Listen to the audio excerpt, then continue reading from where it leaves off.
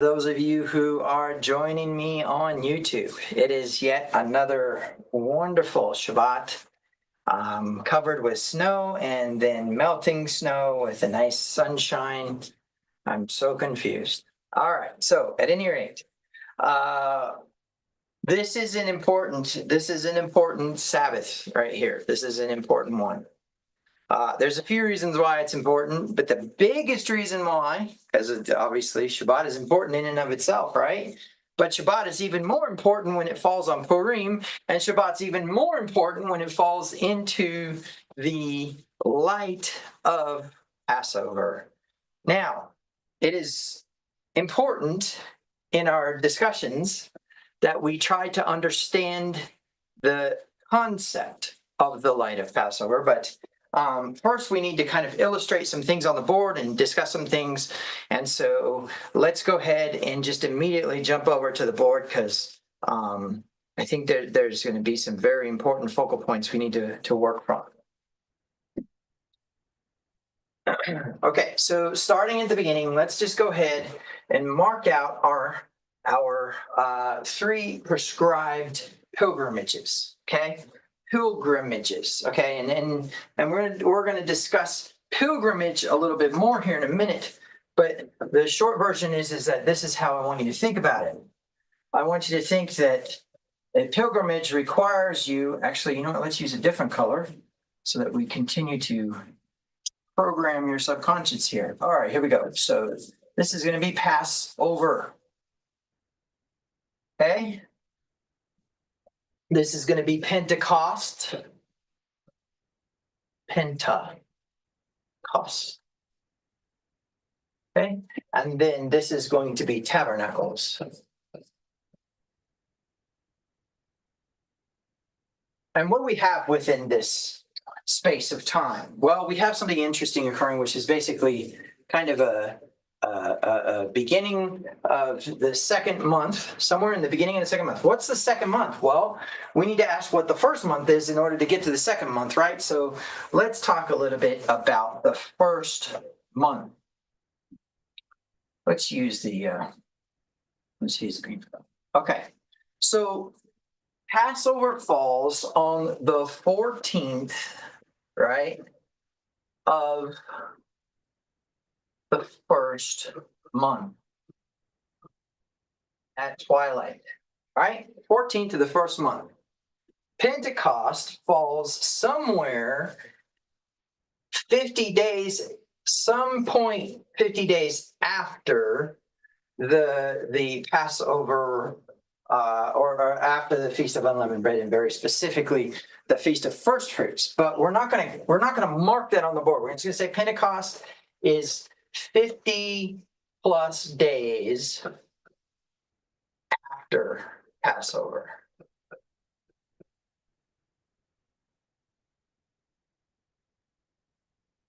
And then Tabernacles falls on the 14th day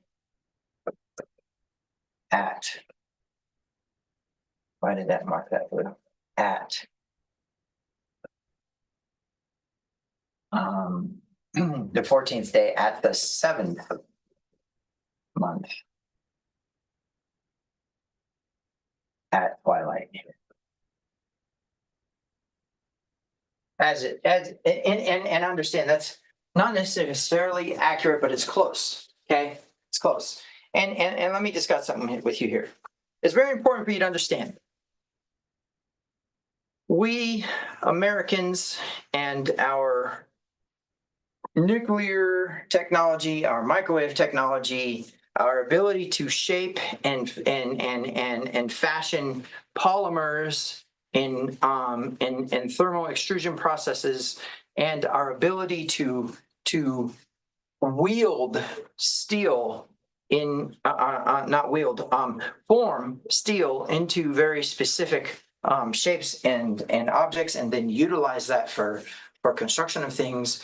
We have a very static understanding of the materials and processes of the universe. You don't expect a building to flow, right? You don't expect a building to just move, right? We want a building to stand on its foundation and stay there, right? And so our mentality is very static. We expect a number to be a number, not a series of numbers in between two different limitations. But the truth is the universe doesn't work that way. It doesn't like to be static. It's very fluid and dynamic. And so you get a range or a broadband of locations that something can be in time or space. Okay.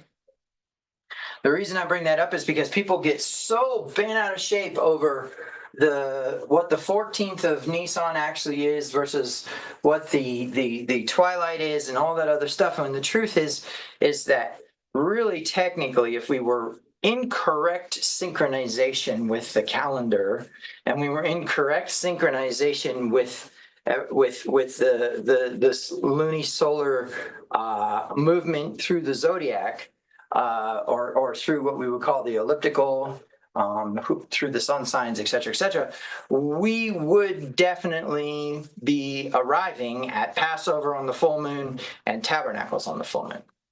Having said that, I think it's very important to understand that in order to understand the mechanism of the light of Passover, we need to understand its location in what we call time, which consequently doesn't actually exist. But as a procession and movement of planets and stars and the sun and moon on the elliptical, it falls in a certain time period, right? It falls under a certain moon, if you will, which is consequently the first visible crescent after the moon goes dark, after about 28.85 days, I believe it is. Now, why is that important? Well, whether it be music or whether it be our measurement of days in terms of time, or whether it be our measurement of months in terms of time, we have a problem. And that is that it is not an exact number, but we round it, okay? The same thing's true of music. Like I told you last week, music is broken. It's because we want things to be static. We want things to just stay within a certain confine of truth at a certain point in time, and that's all. But the truth is that the universe moves very dynamically, okay? So the reason why that's important is because that means that Passover is not going to fall at the same time every year like you could measure Christmas time, which means something very specific has to happen within your heart. Let me explain to you how this works, okay? Let's see, I think the best way to do this would be to pull up a map of Israel real quick.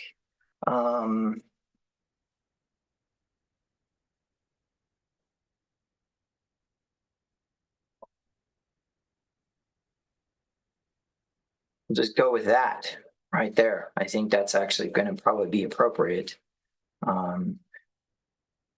in terms of, yeah. All right, here we go. So let me just switch over to this. And so let's go ahead and just zoom in here a little bit.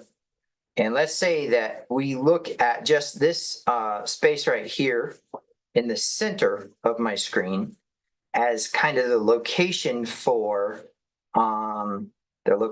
Jerusalem. It's a little bit off, but the premise is that what I want you to think about is if you are all the way, say, up here. I don't know why that keeps going in and out. Okay, so if you're all the way up here and you need to travel down here and you are traveling by foot, which was most of the time the way that people would travel, some of them would ride donkeys or ride camels or the Romans would use chariots and things like that. But generally speaking, we did not have the ability to drive from one end of Israel to the other. And so in consideration of the idea that you needed to be somewhere in Jerusalem around the time of Passover so that you were on time in the temple on the prescribed day, because Yahweh said that you would go to Passover where he placed his name, and David made the request of Yahweh that Jerusalem would be the place where he placed his name, and the covenant of David still stands. And so in principle, you would make your pilgrimage to Passover at the time of Yeshua. Of course, we always utilize the time of Yeshua because he consequently had kind of a retroactive effect on reality. He made him who knew no sin to become sin for us, that we might become the righteousness of God. And that was tied into, he was the lamb slain from the foundations of the earth, which means all of the work that was done upon what us Christians would love to call the cross, which consequently is a horrible definition of the concept of crucifixion. But in principle, we'll just say he went to his death, right? He went to his death, and that affected time backwards and forwards at a certain magnitude, okay? And because it is a scalar magnitude, it means it didn't entropy, which means that the entire effect of the cross, as we'll call it for the sake of this argument, is actually the entire effect of the cross at the creation of Adam, all the way to the last human being who is ever born. That actually was not linear, and we're going to talk about that in a minute. But the premise is that it eventually converges upon the points of the beginning and end of what we would perceive to be time, okay?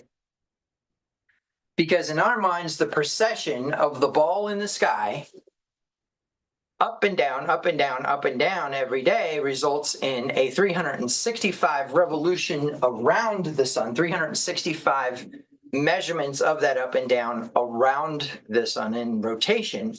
Then we obviously get to a year, and when we get to a year, we start to get into decades and into centuries and into millennia, and consequently, we think that that is a measure of time. But the truth is, for all intents and purposes, if you really think about it, all time is lore, right?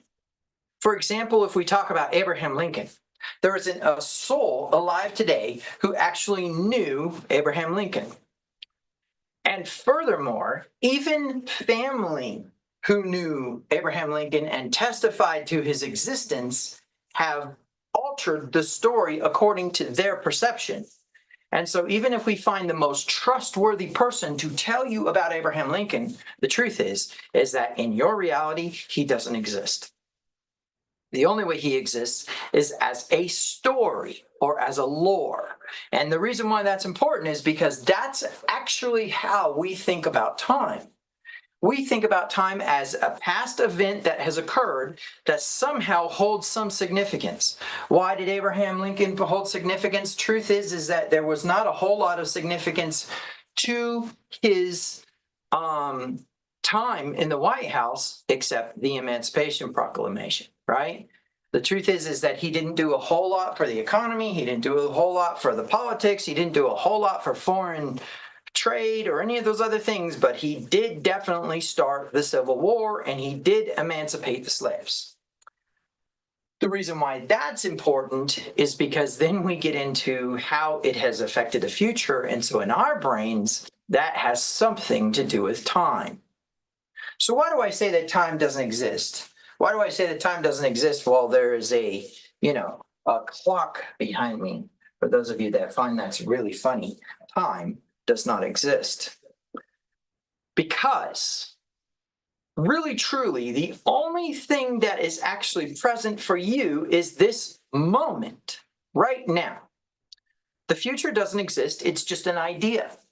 And we don't really even know how it's going to transpire because Yeshua said tomorrow's not promised, and he is the master of the universe. So let's go with the idea that he probably knows what he's talking about.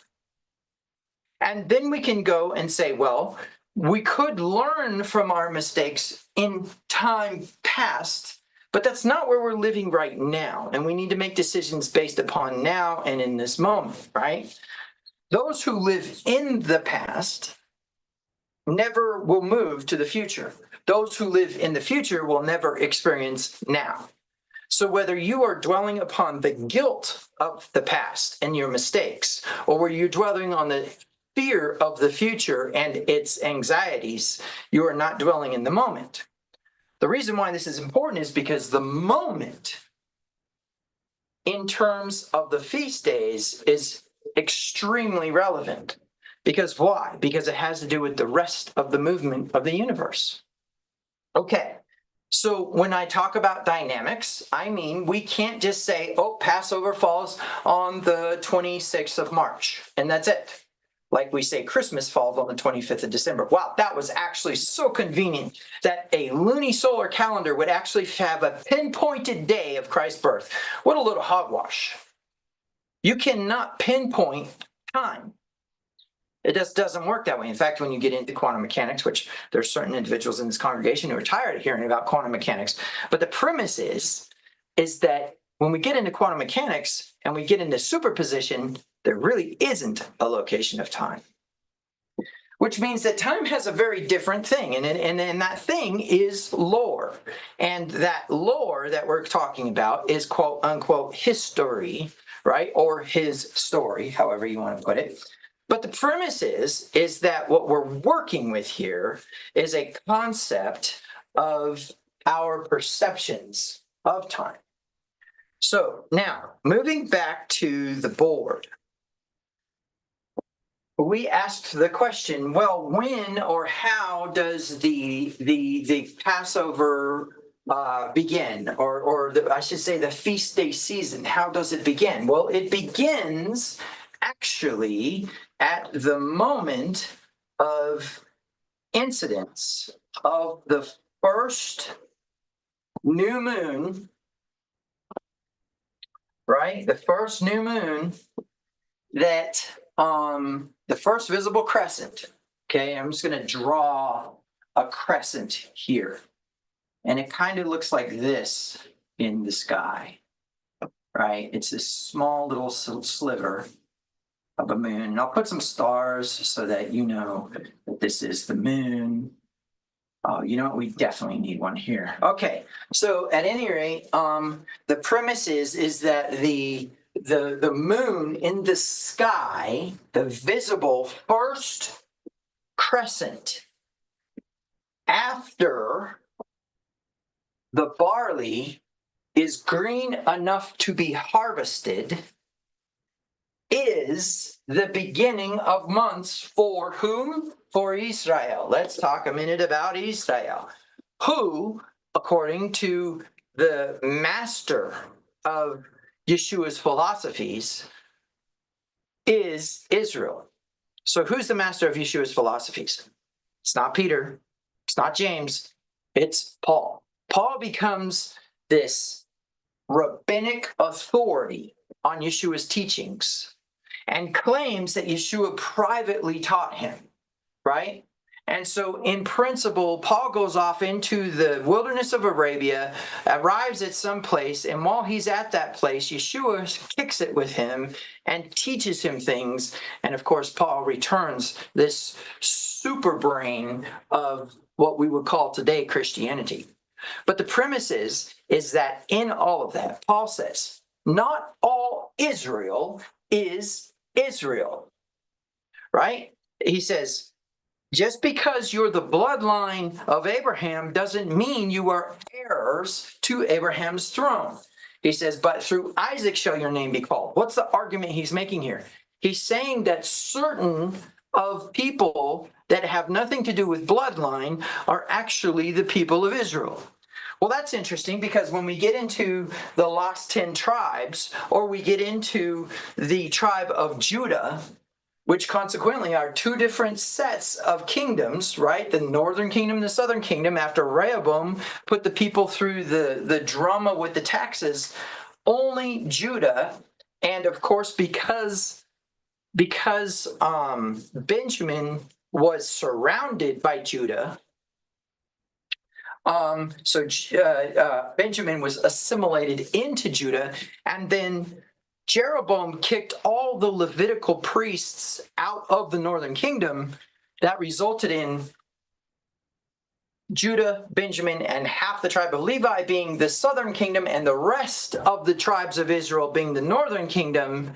The rest of the tribes of Israel are taken by the Assyrian army into exile, distributed throughout, because one of the policies of the Assyrian army was to displace. They would bring a group in and take a group out. They would work slaves, or they would work indentured people in the land, and they would remove the people of the land, because why? You're removed from your land. You have no way to defend it. You have lost your will to be an army. Think about it. Aside from some revolution of America in which we retook the land, if somebody took our land and we ceased to be Americans, what would we have to fight for? What we fight for is the land of the free, right? And so in principle, the Assyrians had a philosophy that if you take somebody out of the land and you bring somebody in, both are displaced. And so that's what they did with the tribes of Israel. And of course, that's why we have the lost 10 tribes. But the tribe that we do have, the Judites or the Jews, is Benjamin. How do we know that? Paul was a Benjamite, right? Benjamin, Judah, and about half the tribe of Levi. Why is that relevant? Well, in its simplicity, Paul says not all Israel is Israel, because he says, man, I would wish myself to be accursed for the sake of my brothers who are the bloodline of Israel. In other words, the lost tribes. I'll bet you thought that verse was about the Jews who had rejected Christ. Yeah, that's another anti-Semitic thing going on there. But the premise is that he says for Israel, right? And there was a distinguishing between Jew and Israel in Paul's letters. But what's important is at the moment when he mentions Israel, he says, but that even though that there is definitely a bloodline problem, he says, in short, I wish that those who were actually of my original bloodline would have an opportunity that I've been given. And I would wish myself accursed for their sakes. But then he says, but don't think the word of God has had no effect, because not all Israel is Israel. And later on in Romans chapter 8, he says, a spirit is upon those who are Israel, who cry, Abba, Father. And later on in chapter 11, he says that there were those who were grafted in, who are now Israel, and there are those who grafted out, who are no longer Israel, but perhaps later on will be brought in as Israel, because Israel is not a bloodline, it's an adoption. And the proof is in Jacob's operation with Ephraim and Manasseh before he dies. Joseph not only had Gentile children who were excluded from the circumcision because they were born of a Gentile woman, but then in order for them to become of the tribe of Jacob or of Israel, he had to adopt them, which he did when he crossed his hands. Which is another story which we don't need to get into, but you can go read it in Genesis chapter 48. Now, the reason why that's important is because now we understand that the feasts of Yahweh, when he says to Moses, speak to the sons of Israel, is you who's been affected by the retroactive work of the Lamb that was slain from the foundations of the earth, and he who knew no sin became sin for us, that we might become the righteousness of God. Therefore, our seat and status and title as Israel causes it to be true that anyone who is of Israel is to come before Yahweh at the temple, right? Or the place where he places his name. Now, there's two very important elements that need to be brought into consideration here. The first element that needs to be brought into consideration is that we are a temple of the Holy Spirit, or we are a vessel of the Holy Spirit, which means what? Passover exists as an element of us. Remember, kingdom of heaven is within you. Then the second point that needs to be made is that if you have the meritless condition of the righteousness of God as a result of the retroactive action of Yeshua's death, then you are Israel and therefore are obligated to participate in Passover. Well, this gets interesting, right? Because Passover becomes a very different dynamic for us. But we're not to that point yet. What I want to say is, if the barley is aviv, if the barley is in ear, and you observe the crescent moon after the barley is in ear, it is time for the Passover season. However, what we're going to discover today is that that season actually begins a lot earlier, okay? And I'm going to show you why. You're going to understand why here in a minute. So there was a system of algorithms basically designed to calculate the exact location of the moon in the precessional movement through the elliptical each month in such a way to predict exactly when the first visible crescent is available. Now, I have myself personally observed a 3% visible crescent before. However, generally speaking, I'm sorry, not 3%, it was a 2%. Generally speaking, a 3% with good atmosphere is probably the best you're going to get for a visible crescent, which means what? It is a very subjective and not objective moment in time.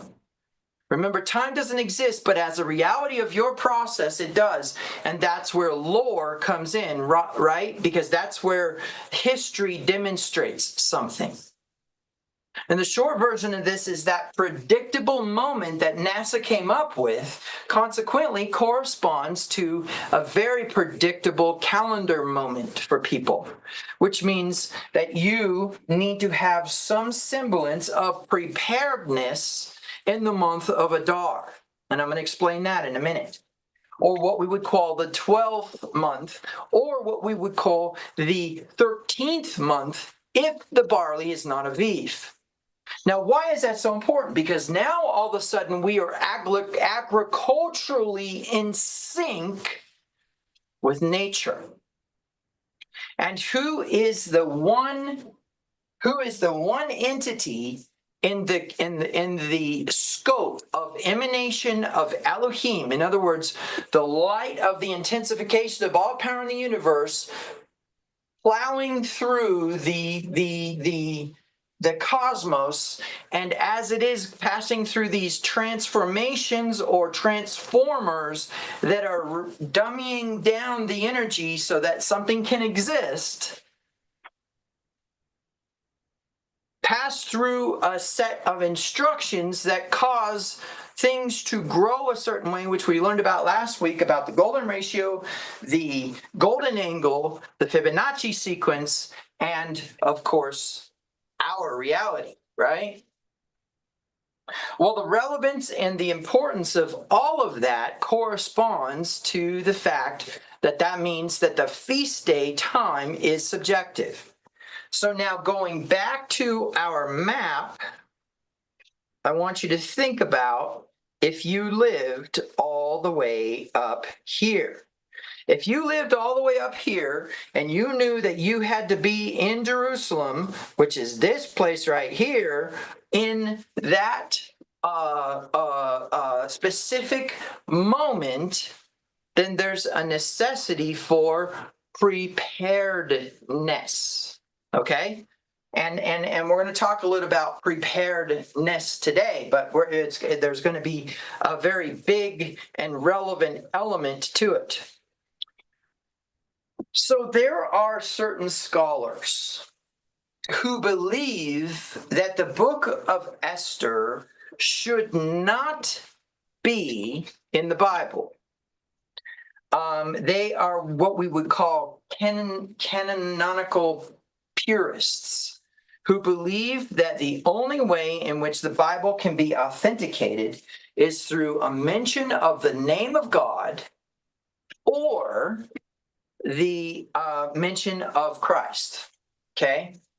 And in that process, we get into the book of Esther, and we do not find the name of God, and we do not find the mention. We find the mention of a miracle. In fact, there is a lot that goes into the sensibility of the book of Esther in that way, and what we call Purim, which literally in its well, it's not even literal. It's actually an idiomatic usage of the word that means to cast lots.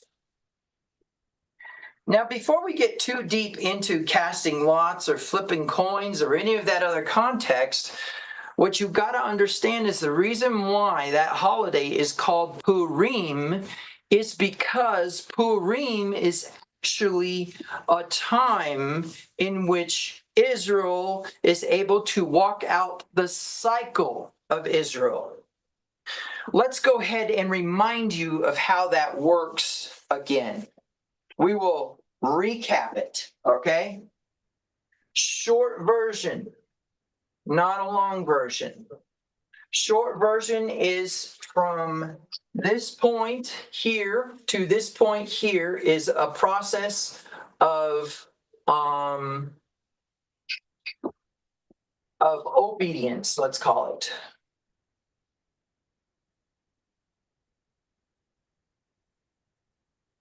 Okay? And this is a process of complacency.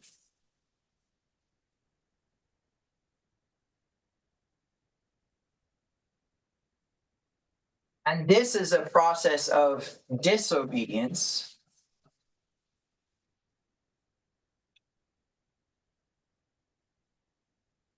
Okay? And this is a process of deliverance.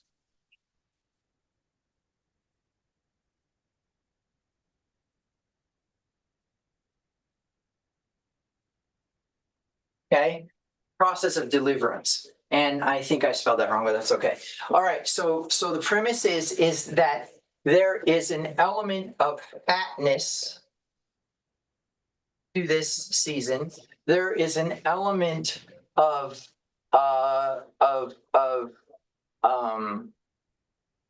increase in this season, and there is an element of decrease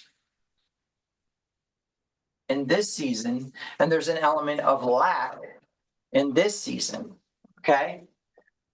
So the short version is that as you come around through obedience, there's an increase in prosperity, wisdom, protection, etc. Right?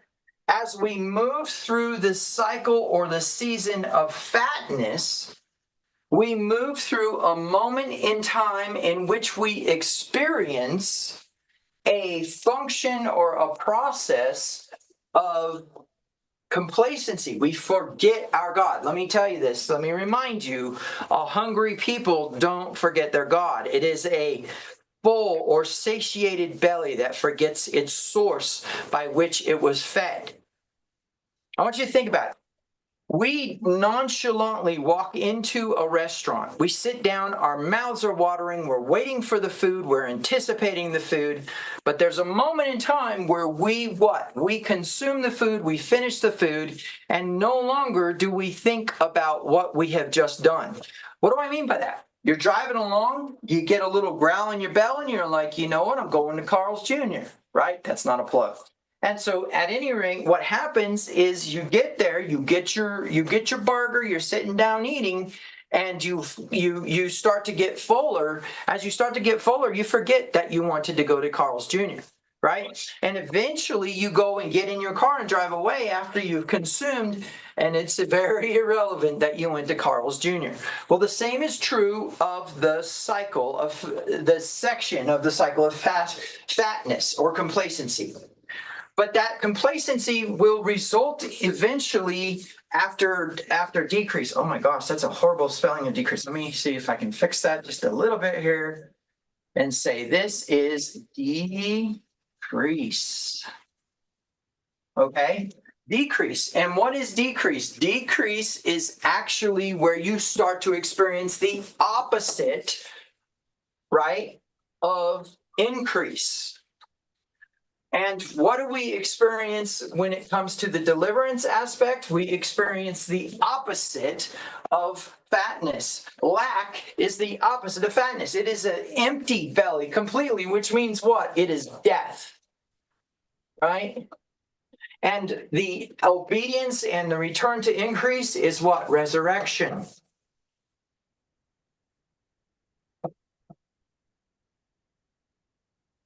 Right?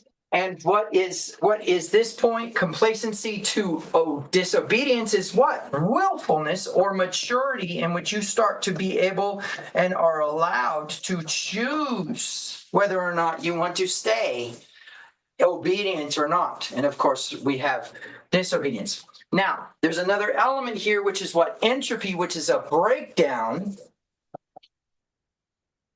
or an ending or attending towards death and attending towards the end.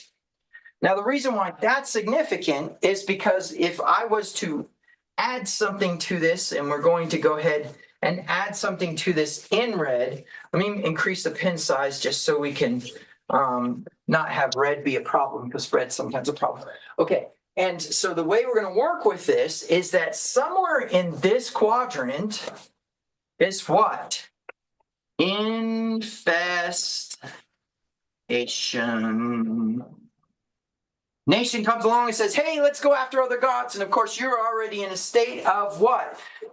Disobedience, because you've started to become willful, because you've gone from an obligatory obedience that is perceived, and I'll explain that in a minute, to what? A fatness in which you have forgotten where your provision came from in the first place. You're like, I'm the one who earned that money. I'm the one who does this thing. Who needs a God? Right? Okay, so then at this point right here, we have what's called oppression. And this is true of every single occupation of Israel, even to this day. Every single occupation of Israel to this day is accompanied by infestation, oppression, and then eventually possession, which I'll explain in a minute. Now, that infestation is an invitation to what? To disengage yourself from covenant. But oppression is that same group coming along and saying, oh yeah, by the way, we actually own you now, right? We actually want to make some rules. For example, during the Maccabean time, right? Antiochus Epiphanes comes along and says, no longer will you keep the Sabbath.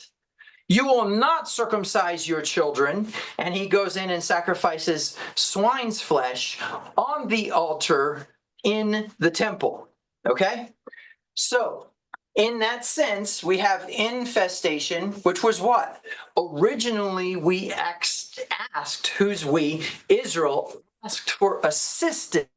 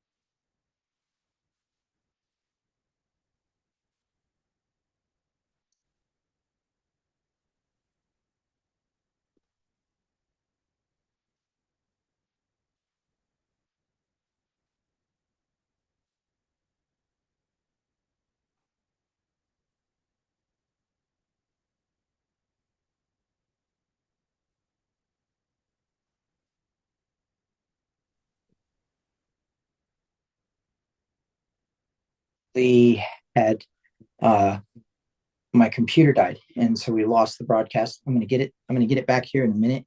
See if I can keep my momentum because I think it was pretty good.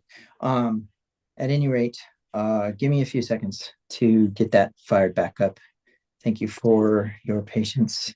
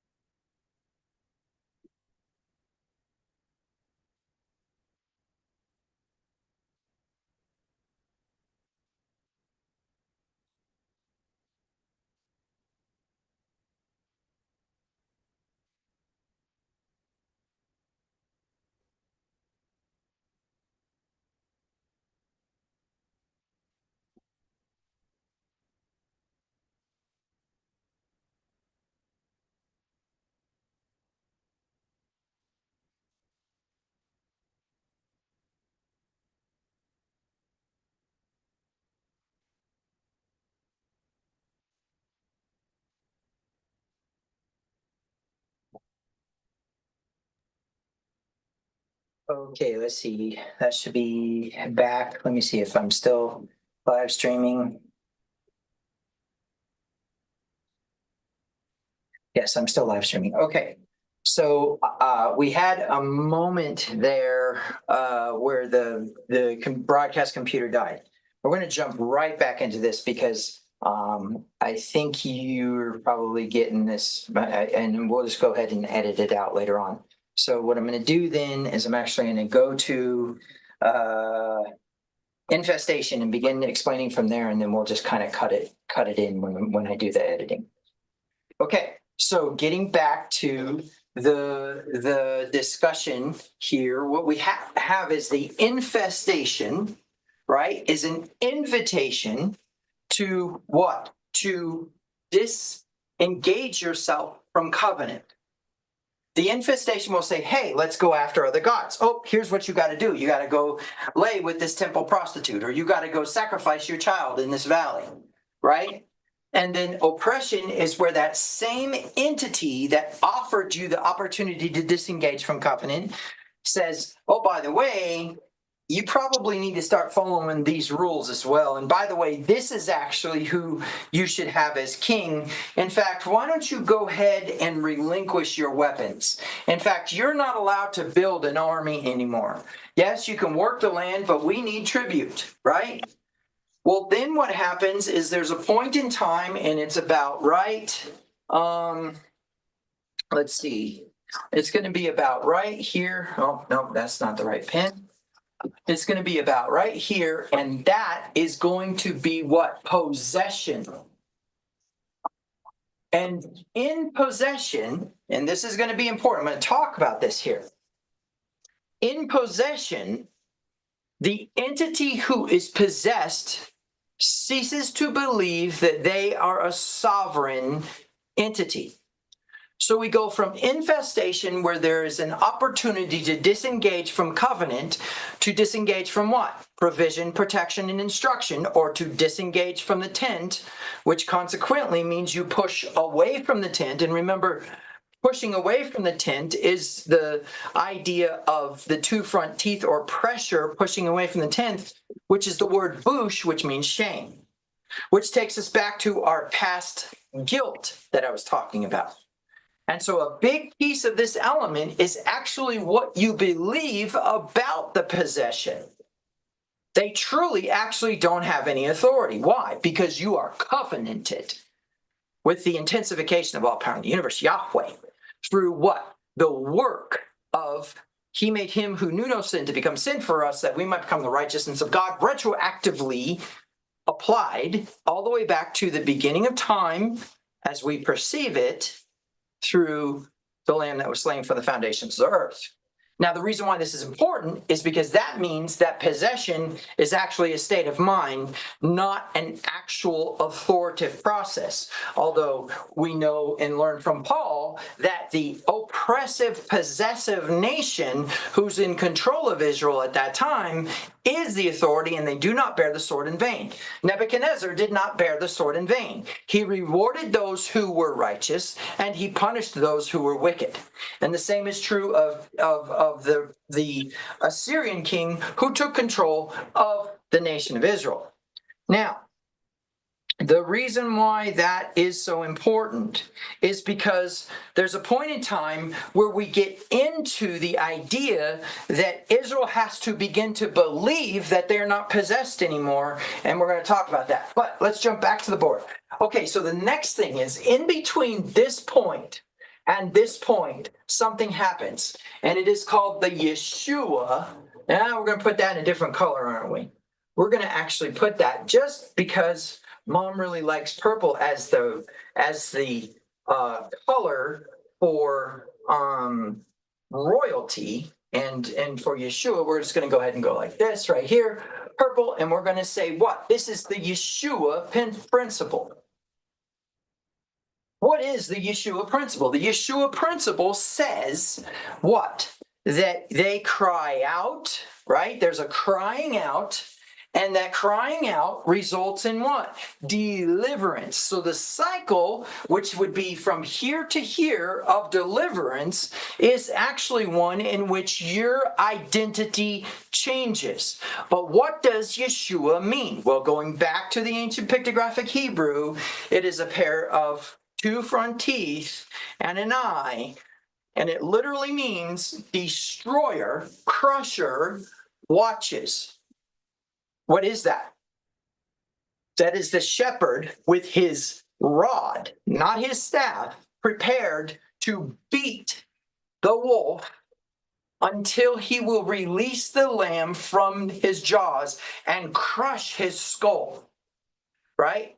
There will be a crushing of the skull and a removal or a violent taking away, which is what the word yasha, which is yod, shin, yin, right? Yasha is the verb of violently snatching away, and Yeshua is the violent snatcher away.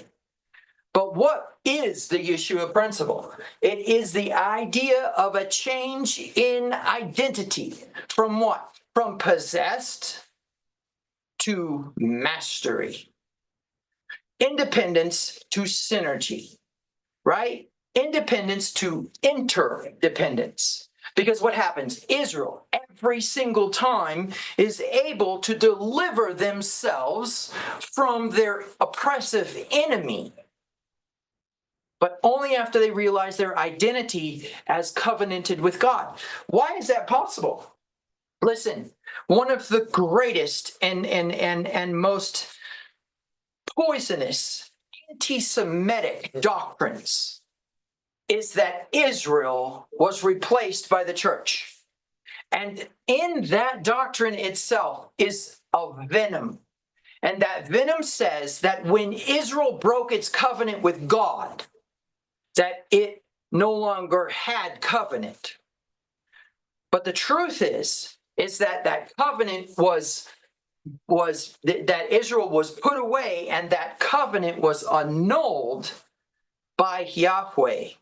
But what's important for you to understand is that that covenant was renewed upon the process of the Yeshua principle. And I'm going to explain that in a minute. But the premise is that when they broke covenant, when they committed adultery, as it were, with the nations, that the covenant was still intact. And so when Assyria comes and takes Israel away, people think that that means that Yahweh completely abandoned Israel. But all you need to do is look in Romans chapter 7 and see that the husband died, and therefore Israel was released from her what? From her obligation to the covenant. and then was reinitiated in a new betrothal that consequently occurred at Pentecost. We won't get into that today. But the premise is that there was a Tikkun Olam. Go watch my Tikkun Olam video where 3,000 died at the golden calf and 3,000 were baptized at the day of Pentecost. Okay, now it is very, very important now that we discuss the premise of the Yeshua principle in terms of Purim. In terms of Purim, the way that I want you to think about the power behind Purim is I want you to think about that there was an edict that went out from the known king of the world, Xerxes, and that edict that went out was signed by the by the princes of Mede and Persia. And the rule concerning the Medes and Persians is that if there's something signed by all of them, it cannot be reversed, that the enemies of the Jews were allowed to attack, ransack, and destroy their property and kill them. Now, here's the interesting part. When that edict goes out, that's when Esther makes her move, and as she makes her move, she goes to Xerxes and asks it be granted that her people be allowed to protect themselves. Wait a minute. Weren't they allowed to do that anyways? Right? And so the premise is that really it was an identity. And I'm about to show you how the light of Passover changes your identity. Okay. And so now what we're going to do is we're going to talk about what relevant things happen at the time of Yeshua. Okay? Since I'm editing this video anyways, I need some more water. All right. So the premise is that what we're working with then is a concept of the light of Passover pouring out in directions beyond just that moment in time. Okay? Now, the relevance here is going to be in the sense that a focus is on Passover at Passover. But that's not how a Jew during Yeshua's time would have thought. And that's not how Paul thought. Remember, it says in, I think it's Acts chapter 16, towards the end, where he says, I must needs be in Jerusalem for this feast. And it really literally means that he needed to be at Jerusalem at a certain time to be obedient to the pilgrimage, which we're going to talk about. But what's the relevance here? The relevance here is that once the Yeshua principle is activated and the status change occurs, all of a sudden there's an army to deliver. All of a sudden there is an army of deliverance created from the people who were being oppressed in the first place. No, who were possessed in the first place. Right? Okay. So the way that I want you to think about this is the same people who are being possessed are the same people who deliver themselves. And this is true of Purim. But I'm going to propose to you that the reason that that's true is because of a very relevant thing that occurs, and that is Passover. So let's talk a minute about what the light of Passover contains. So now you're a people who are what? You are possessed. Possessed by whom? The Egyptians. Now, whether that was a possession that was an actual chattel slavery, right, where they were owned as if they were cattle or as if they were some sort of tradable commodity, or indentured as a result of some sort of process, we can accept that they were owned by the nation of Egypt, okay? By the civilization of Egypt, actually. Now, the reason this is important is because who actually delivered Israel from Egypt? Oh boy, is that going to be a powerful revelation for you. So let's start at the beginning. What do we have? We have Moses coming along. Now I want you to think about this. Moses comes along, and he has just been through this revelation, right, on Mount Sinai.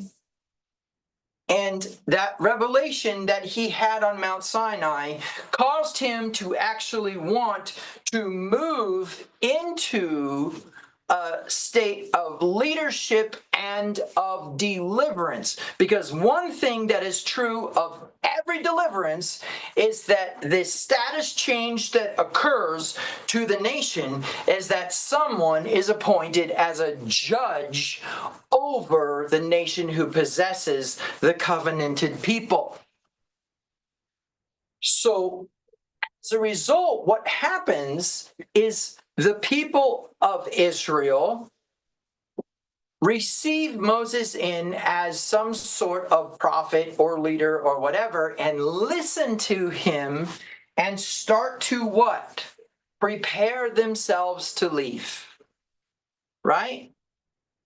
Well, of course, he goes into Pharaoh and he says, hey, he says, look, my people need to go worship their God in consecrated ground that hasn't been defiled by your filthy gods.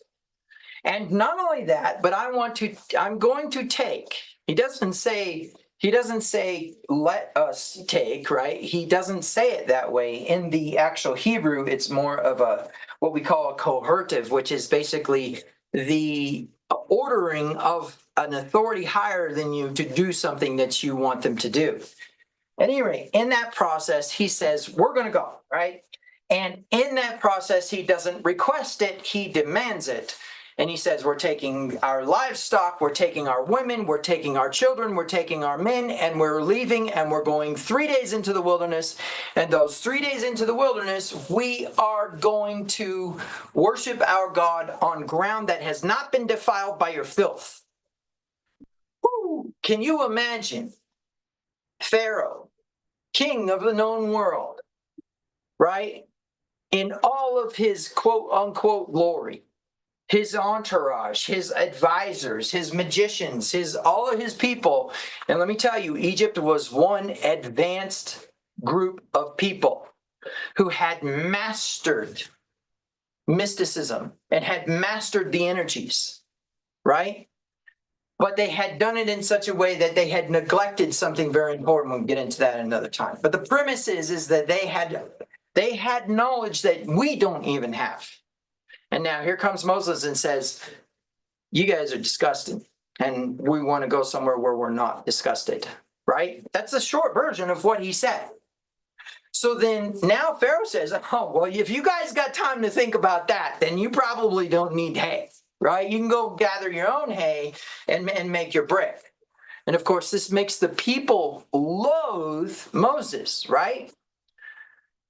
So now all of a sudden, here comes these plagues. Now I can tell you, if you go through and actually study it, some of the plagues fell upon Israel and some of them did not. And that was designed to show that there could be a distinction, because, oh, wouldn't it be interesting if we have, say, a pandemic and certain people were not affected? We would be asking what's going on with those people. But if we had a pandemic and everyone was affected, then we could become complacent and think it's just natural, right? We could have the nerve to believe that a perfect modification of a DNA in a string of bird flu, I'm sorry, maybe it's swine flu, I can't remember, it's swine flu or bird flu, all of a sudden becomes this perfect killer, right? We say, oh, that was natural in nature, right? But if a people who did not in any way have any relevance to you, in other words, they were nothing to you, all of a sudden were excluded from that, then there could be a concern that there might be some sort of intelligent design behind the disease, right? Well, that was true of what happened with Israel. So we have these plagues occur, and as these plagues occur, there is this time and period in which there are absolute plagues falling upon the children of Israel, and then there's distinctions made. Well, it's interesting because we went from absolute falling upon Israel to distinctions being made to an absolute plague again. I'm going to explain that in a minute. So now what happens is we have all of a sudden we have this judgment or this visitation of vengeance from the intensification of all power in the universe upon every firstborn in Egypt. What do I mean? Israelite and Egyptian together were condemned. I'll explain my proof in a minute. But the short version is that all of the firstborn in Israel were destined to die along with the Egyptians, which means we have some sort of connection into what? The infestation and eventually oppression and therefore possession. Literally, the firstborn judgment that occurs in the land of Egypt is proof that Israel was playing with something they shouldn't have been playing with, got burned, and then eventually their identity changed. And I propose to you that that identity is a result of guilt. Now, having said that, it doesn't matter because what? Every single last firstborn in Egypt was condemned to die. Where's my proof? My proof is in the fact that the Israelites put blood on their doorposts to prevent that from happening. There was an intervention or a change in identity or status. And the change in identity or status said, if you will do this thing, then you will be delivered from this judgment. But then something very powerful happens. Very powerful. And it is this. After the death of the firstborn, that was not a result of a favor upon Israel, but a deliverance for Israel that required obedience to an instruction. But what followed was what? Favor, prosperity, and then a moving away from the place of oppression and possession. Watch how this works. So now all of a sudden they come out of the firstborn judgment. And what? Their firstborn are still alive. The Egyptians' firstborn have died, in fact, all the way up through the ranks of Pharaoh, all the way to the palace. And so there's mourning and there is death, which consequently Egyptians had a real hard time with death. So there's a dead person in the house, so you can't do certain things in Egypt when there's a dead person in the house. And all of a sudden, Moses is given the instruction from Yahweh to have the people go and ask for what? For provisions? No. For only what they needed? Nope. For, say, preparations for the trip? Nope.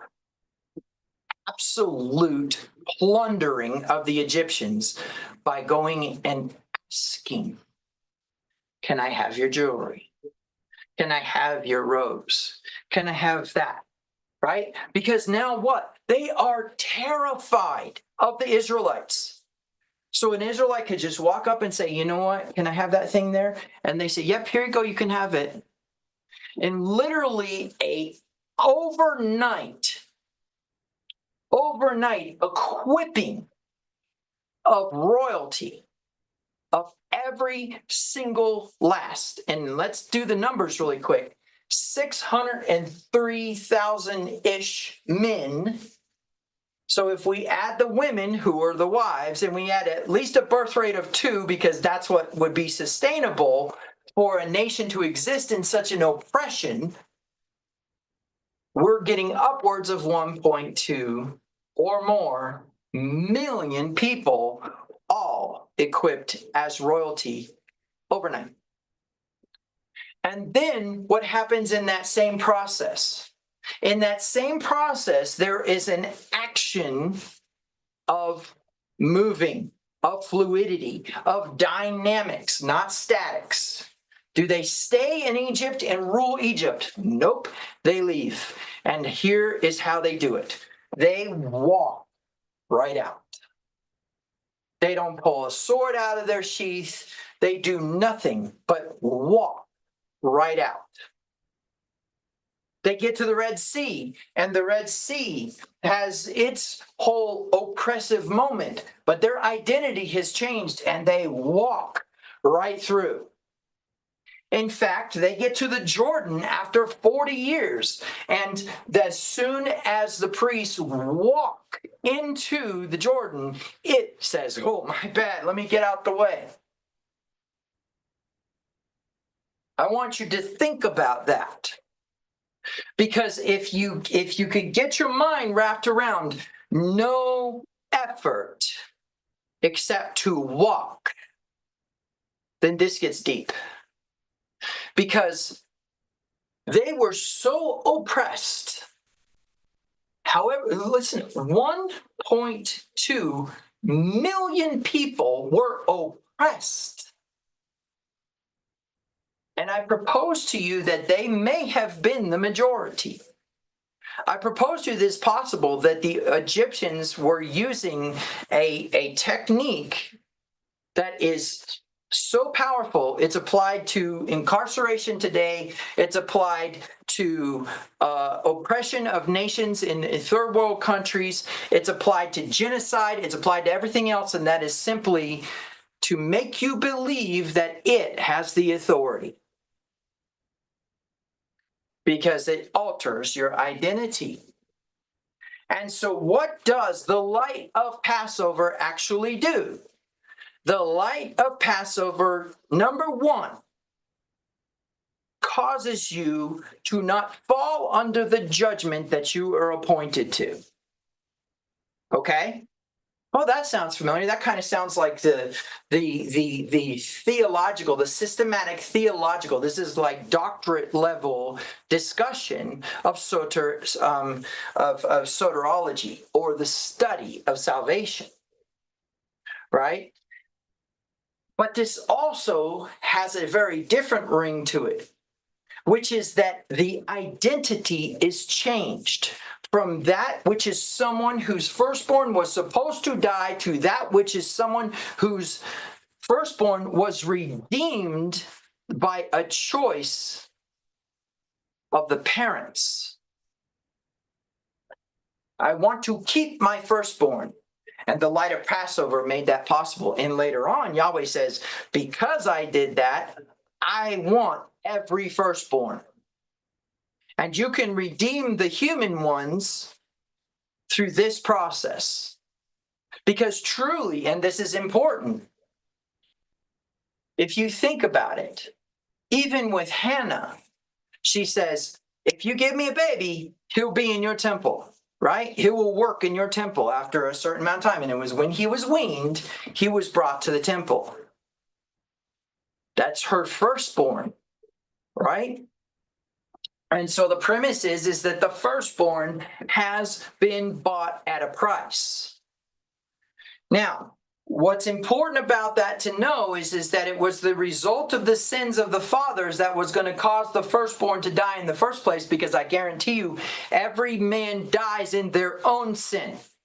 So the firstborns that were going to die were those who would die in their own sin. Now, we could get into all kinds of things about age of accountability and all weirdness there, but let's go with that every single last firstborn who did not have a blood on their doorpost, ixnay, right? Okay, So now what's really important here is that the light of Passover creates an option of change in identity in such a way that you would eventually deliver yourself from your own possession. Second, the light of Passover brings with it ridiculous abundance if you are willing to go and ask for it. The people of Israel did not sit in their houses and wait for the Egyptians to bring them money. They went to the Egyptians and said, "Can I have? Can I have? Can I have?" They asked for it. You do not have because you do not ask. And if you do ask, you ask amiss, which is what? In the Greek, asking amiss is not the wrong intent or motivation like the pulpit teaches you, but asks with doubt that you're going to receive it because of some merit that you have attached to some guilt that says you're not worthy of it. Some definition you were given through your wounds, entitlements, or limiting beliefs that makes you believe that you are not a king and queen of the universe. When you don't realize that the intensification of all power in the universe is emanating through you, which causes you not only to be the superior species, but causes you to be the superior Elohim within the confines of what an Elohim is. Because we know even the heavens and the earth are an Elohim, not a God. That's the God word that we don't use anymore. Because we understand things differently. We understand energies, we understand entities, and we understand intelligences. Okay, so now the next thing is that there's one other process. You have to leave. But you don't leave by cutting your way through an army. You just walk out. So the light of Passover affords you passage. Okay? So let's see if we can make some connections here. We have a people in a foreign land who have no merit. The reason why they were exiled is because it says in Leviticus chapter 26, if you do this, this, this, and this, I'm going to add to your exile 70 times what you are, or 7 times what you already have as a judgment. And it says if you do this, this, and this, the land is going to spew you out, which is exile. Now, why is that so important? Just ask any real estate investor. Land is the most valuable thing on the earth. And I will propose to you that other than that fact is the fact that you can do something that you can't do to other investments. You can elevate and increase the vibration and value of land. You can't do that to a stock or a bond. You can't do that to gold. You can alter the value of gold based upon some standard that shouldn't exist. But the premise is that in general, the way this works is that you can always improve land. You can always raise the vibration of land. You can always increase the value of land. You buy a piece of land and it's just dead, and you put a slab on it, run electricity to it, and run sewer to it, and you can now charge hundreds of thousands of dollars for somebody to occupy that land. And you buy it pennies on the dollar. What's my point? My point is that land from the beginning of time is the most valuable thing, and therefore that's why Yahweh made a covenant with Abram for land.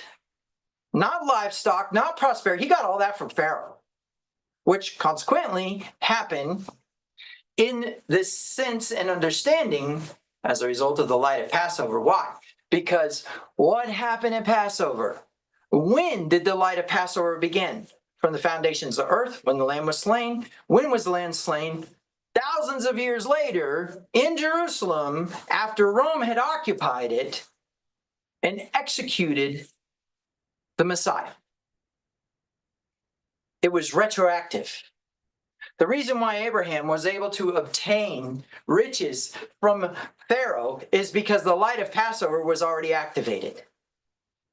The reason why the people of Israel were able to obtain riches from Egypt is because the light of Passover was already activated. The reason why the riches of today are of the wicked are stored up for the righteous is because the light of Passover is already activated. Now, what is really going to get interesting is when we start to see the influence of the light of Passover, and I'm going to get to that in a minute, because there's something very important about the light of Passover that plays a role here, and that has to do with a bookend that occurs in the information of the Gospels that has its connection into Purim, that has its connection into Passover, that has its connection into Yeshua, into Abraham plundering the Egyptians, into the Israelites plundering the Egyptians. Okay? So what we need to do is start to understand light differently. Okay? And the reason why this is so important is because what is occurring with the light of Passover. So the way that I'm going to do this, I'm going to illustrate this on the board. Let's do it that way. And we'll just start with a new one here. So first of all, what I want to do is I want to locate Passover in terms of Purim, okay? So Purim happens at a certain time in the month of Adar, okay? So let me see. Let's see. What do we want to do here? Let's do this color. So we have this linear point of time, okay? And we're going to mark this point here, and we're going to mark this point here, okay? What we're going to do is we're going to say, okay, this is Passover.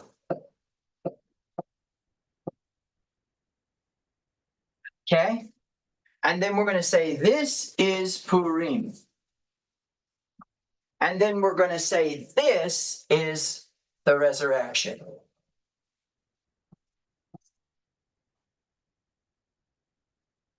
Now, why would I bring up resurrection? Well, let's talk about that for a minute.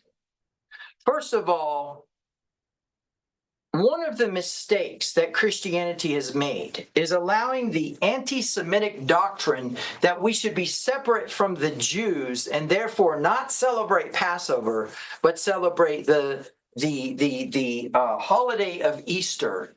And it claimed that Peter and Paul went to Rome and instructed them to celebrate Easter instead of Passover.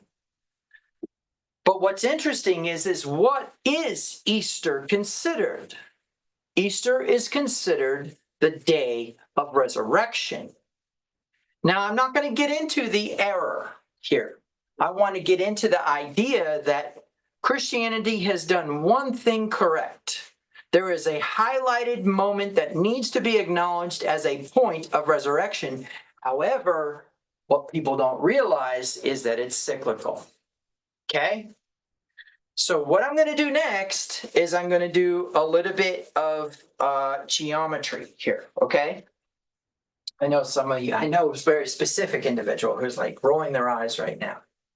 Okay, so now the way that this is going to go, let me see. So yeah, I'm going to draw a circle from a corner. Oops. And if I'm going to draw a circle from a corner, then I need to start here and come outward to here, and then I need to move that particular entity here. Okay. Now, the reason we're drawing geometry is because there's something very powerful about this, and that is that Purim was a condemnation of death, okay? Purim was a condemnation of death. The judgment of Pesach, which is what? The death of the firstborn, is a condemnation of death. Yeshua's death burial, and resurrection is a function of a condemnation of death. Okay? So if we could possibly find on this circle, this cycle, another resurrection, we would have a very interesting experience, would we? Well, guess what? I got one for you. And this is going to be heavy. This time period between Purim and the resurrection has a bookend.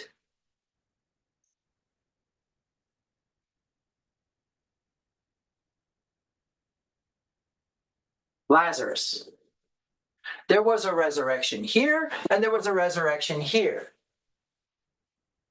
And in between all of that is the Passover. Okay? So, are we dealing with literal linear time? No, if you went and actually did the calculations, I think the resurrection would probably be more here. But what do we know? Time doesn't exist. And so now watch what happens. We have the light of Passover actually pouring out over into the retroactive moment of Yeshua's resurrection, and the light of Passover pouring out into the retroactive moment of Lazarus, who consequently, iconically, is resurrected at Purim. It's why Yeshua was at his house in the first place, to celebrate Purim. You say, there's proof in that? Nope, I ain't got it. But I can tell you that if you take the feeding of the 5,000 and you superimpose it over the feeding of the 5,000, over the feeding of the 5,000, over the feeding of the 5,000 in every gospel, you will get a harmony of the gospels and a linear calculable time period for each of those events. Lazarus happens at Purim. Now, why is that so important? Because now all of a sudden we see a very different shape, don't we? What is this other shape that we see? Well, interestingly enough, let's see, how do I want to do this? I want to go to the board. Okay, so what I'm going to do is I'm actually going to get rid of these purple lines real quick. And we're going to draw this a little bit different. Within a circle, we always have a line. Let's see, I'm gonna go ahead and put this line in green. We always have a line which is called the radius, okay? And the way that I want you to think about this radius is that it is the same throughout the cycle, throughout the circle. Now, what's interesting about that is the radius itself is actually the length of yet another circle. If you get the midpoint of the radius, you actually have a circle within a circle. You do the same thing to the other side, and you have two cycles within the process of the cycle itself. Now, where's my proof in that? What happened? The Jews, and I want to be careful. Let me be very careful here. Don't for a moment think that you can assign some sort of condemnation to the Jews who were trying to kill Lazarus, as if that means that you somehow get to treat Jews a certain way today. Make no mistake, there were people who made bad choices during Yeshua's time, but there were people who made good choices during Yeshua's time, and Yeshua was not anti-rabbinical. Yeshua was against destroying Torah, which puts some of you in judgment, not those who were in Jerusalem as Pharisees at the time. For example, Joseph of Arimathea and Nicodemus, who had a very different opinion about Yeshua. Okay? But what's important for you to understand is the condemnation for Lazarus to die again corresponded to the Passover. Okay? Which means what? We have a cycle here of resurrection, desire to kill him, and resurrection and desire to kill him as an information that comes every Passover. Well, in that same way, we have the same thing. We have a desire to kill Yeshua and a result of a resurrection, and a desire to kill Yeshua and a result of a resurrection. And what does that form? What did I do here? I actually drew a cross section of a torus. So now we need to get into a more three-dimensional space, right? So our three-dimensional space is going to look somewhat like this.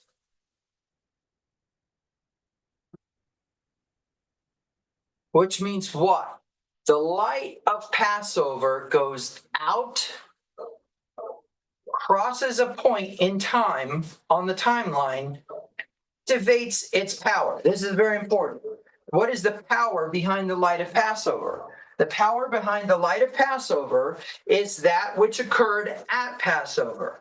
Okay? And so we have the crossing of time in these moments, which forms a torus, which consequently means there's a time where the light of Passover returns. There's a time where the light of Passover returns to Passover.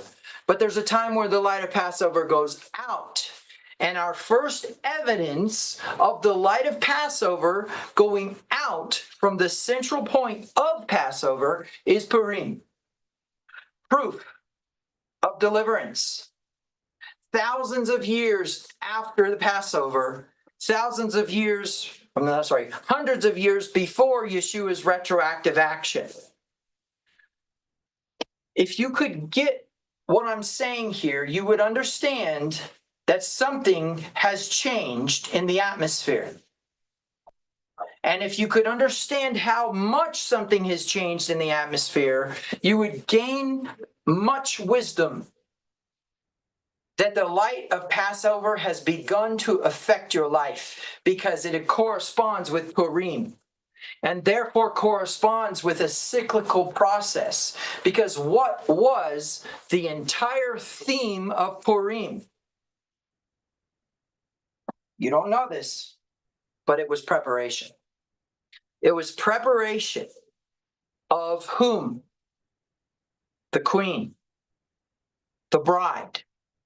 And in what way? What was the preparation? 1 full year of myrrh and aloes and other spices to give her a moment to be in a state in which she would have favor from a Gentile king who was not only going to approve of the destruction of her people, but then would later approve of her deliverance. A preparation of a bride who would create a point in time for the light of Passover to intersect with the people of Israel long before Yeshua and long after the original deliverance from Egypt. What does this mean? This means that the light of Passover has begun to pour out into the world again, and it is spreading out in a certain direction. In fact, let me show you how this works. If we were to draw the geometrical process here in terms of actual straight lines, this is how it would look.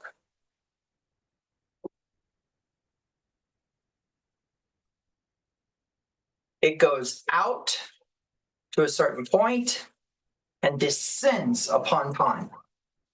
Goes out to a certain point and descends upon time in every direction. And here's the interesting thing about it. The thing that causes it to descend upon time is a what? Crying out. As a result of what? A need for what?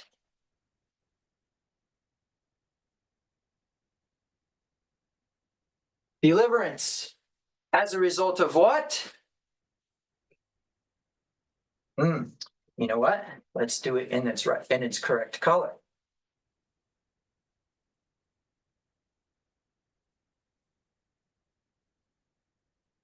Possession. As a result of what? Disobedience. As a result of what? Complacency. Which completes our cycle yet again. Our cycle is completed yet again. But here's the interesting thing. After its interception with your reality, it begins to diminish. And as it diminishes, it returns to its origin. And in this way, has this type of a pattern to it, like a fountain. Yeah, let's not use red. In fact, let's not use red there. Let's use it. Which means what? There's a return where the light of Passover returns. And when does it happen? When do we see a diminishing in the light of Passover? Well, the truth is that if you accept that a season is marked by that circle that I was talking about, then you accept that there's a bookend. And what is that bookend? Well, what have I taught you in the past? Is the Passover season one day? No. Is it the week of unleavened bread? No. Is it the resurrection? No. When does the season of Passover end? Well, to understand that, we need to look at the wedding process, right? So let's take a look at the wedding process. Once again, and you remember this, and this is important, we have our feasts, right? We have our three. We're going to say Passover. We're going to say Pentecost. And we're going to say Tabernacles. Those were the prescribed feasts. So the season of Passover, which we're going to depict and say, I don't know, let's go light green, is from here to here. The season of Pentecost is from here to here. And then we could accept that the season of Tabernacles is from here to here. And what do we know about the season of Tabernacles? Tabernacles is the finality, the end, the wedding feast of the marriage, of the supper of the Lamb, right? And so when we look at that, we accept that Tabernacles is what? It is the consummation. I'm not going to use that color, because we need to switch it up a little bit in order for your subconscious mind to retain this information. All right, here we go. So this is Now I've done it, picking the wrong pen. Here we go. This is going to be consummation. This is going to be betrothal.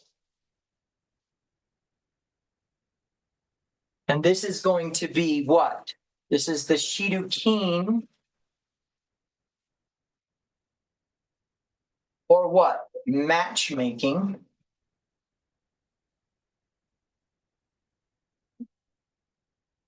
Okay?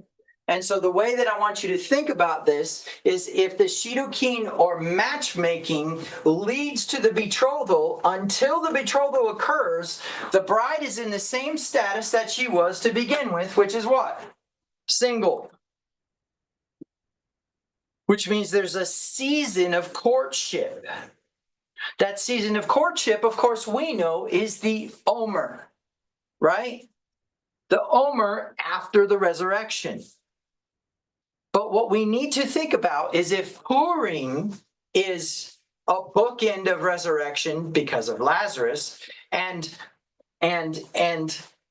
Yeshua is the other bookend of that resurrection, we can go to a bigger circle and see this season of Passover and notice something really amazing.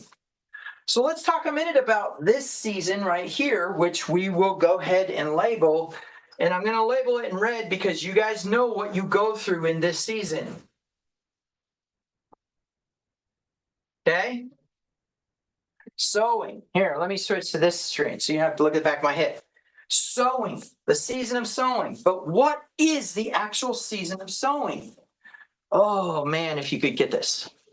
The season of sowing is not about that you all of a sudden have this time in which you're only supposed to give. The season of sowing is the time of gratefulness from what happened at Tabernacles, but also the season of sowing is the temptation to not sow like you did the year before. How many of you know, I shouldn't ask this because you can't answer me, but how many of you know the story of the snuff box? If you recall the story of the snuff box, the short version is that basically a man comes to Baal Shem Tov and says, my life is miserable, I'm poor, I have nothing, and I used to be the richest man in this town.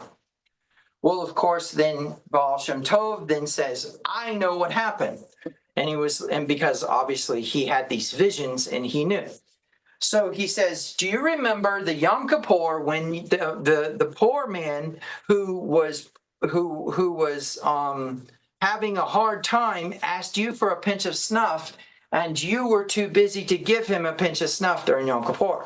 He says, yes, I remember that time. He says, well, at that point in time, he had been fasting for 3 days, and he had all the ears of heaven, and he was crying out. This is important, crying out. And the angels heard him, and because you refused in the snuff box, they determined that all of your wealth would be appointed to him, and your status would be given, his status would be given to you. And he said, if you can get him to give you, you can get him to refuse snuff, he will have that reversed. And so this man goes through all these changes trying to get this man to give him a piece of snuff. He stops him in the middle of a wedding. He stops him in the rain. He stops him when he's getting ready to go to the bathroom, right? He keeps stopping him at these inopportune times. And finally, he goes up to him and says, can I tell you my story? And of course, he says, look, you got my wealth because I refuse to do this.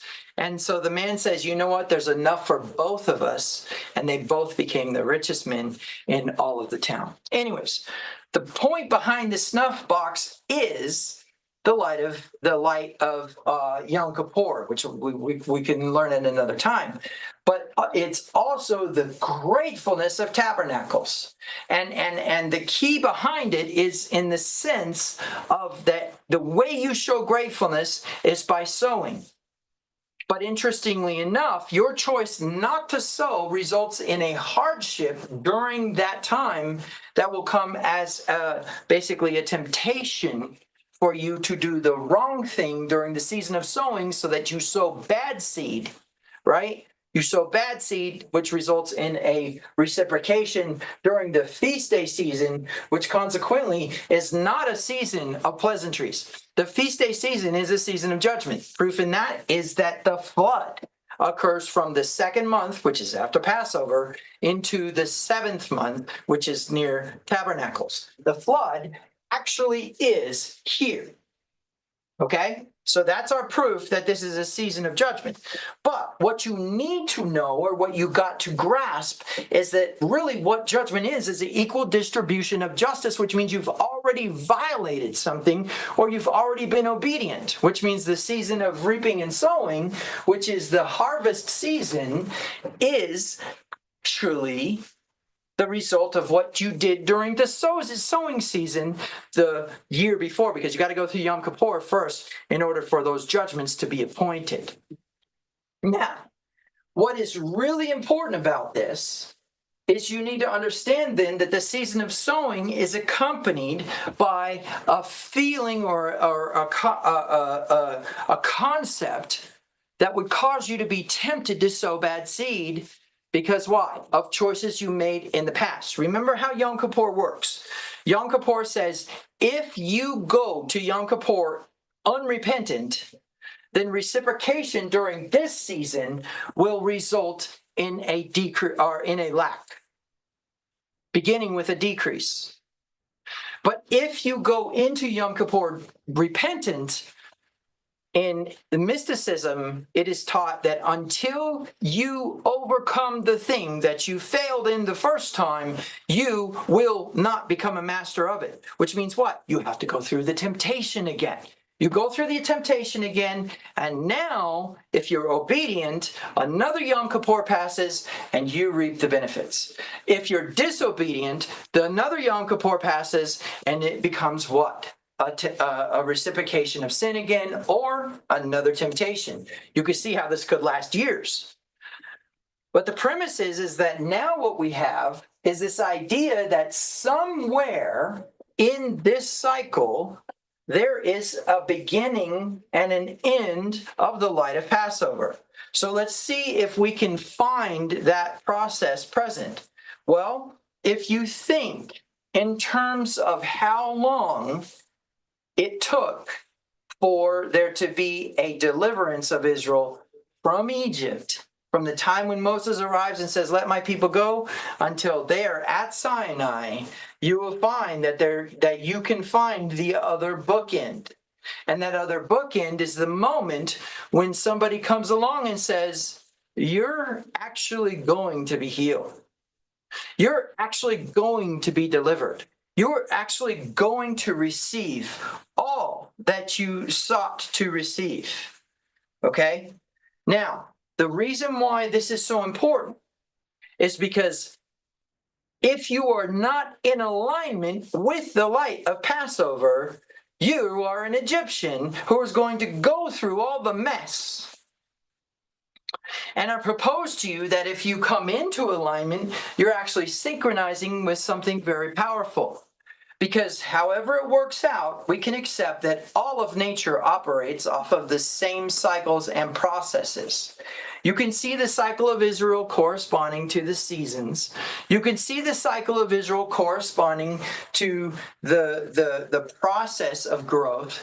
You can see that in the process of growth, we have a point in time where a tree goes from a single bud to become, say, for lack of better words, a twig, to become, say, for lack of better words, a branch, and consequently then has its own branches and its own twigs and its own seeds and its own buds, which means it's upward and outward. But what you need to know that in a cyclical process, what's really present is a torus.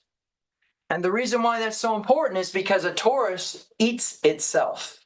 It returns upon itself. And if it returns upon itself, then there's a point where the light of Passover is no longer available to you.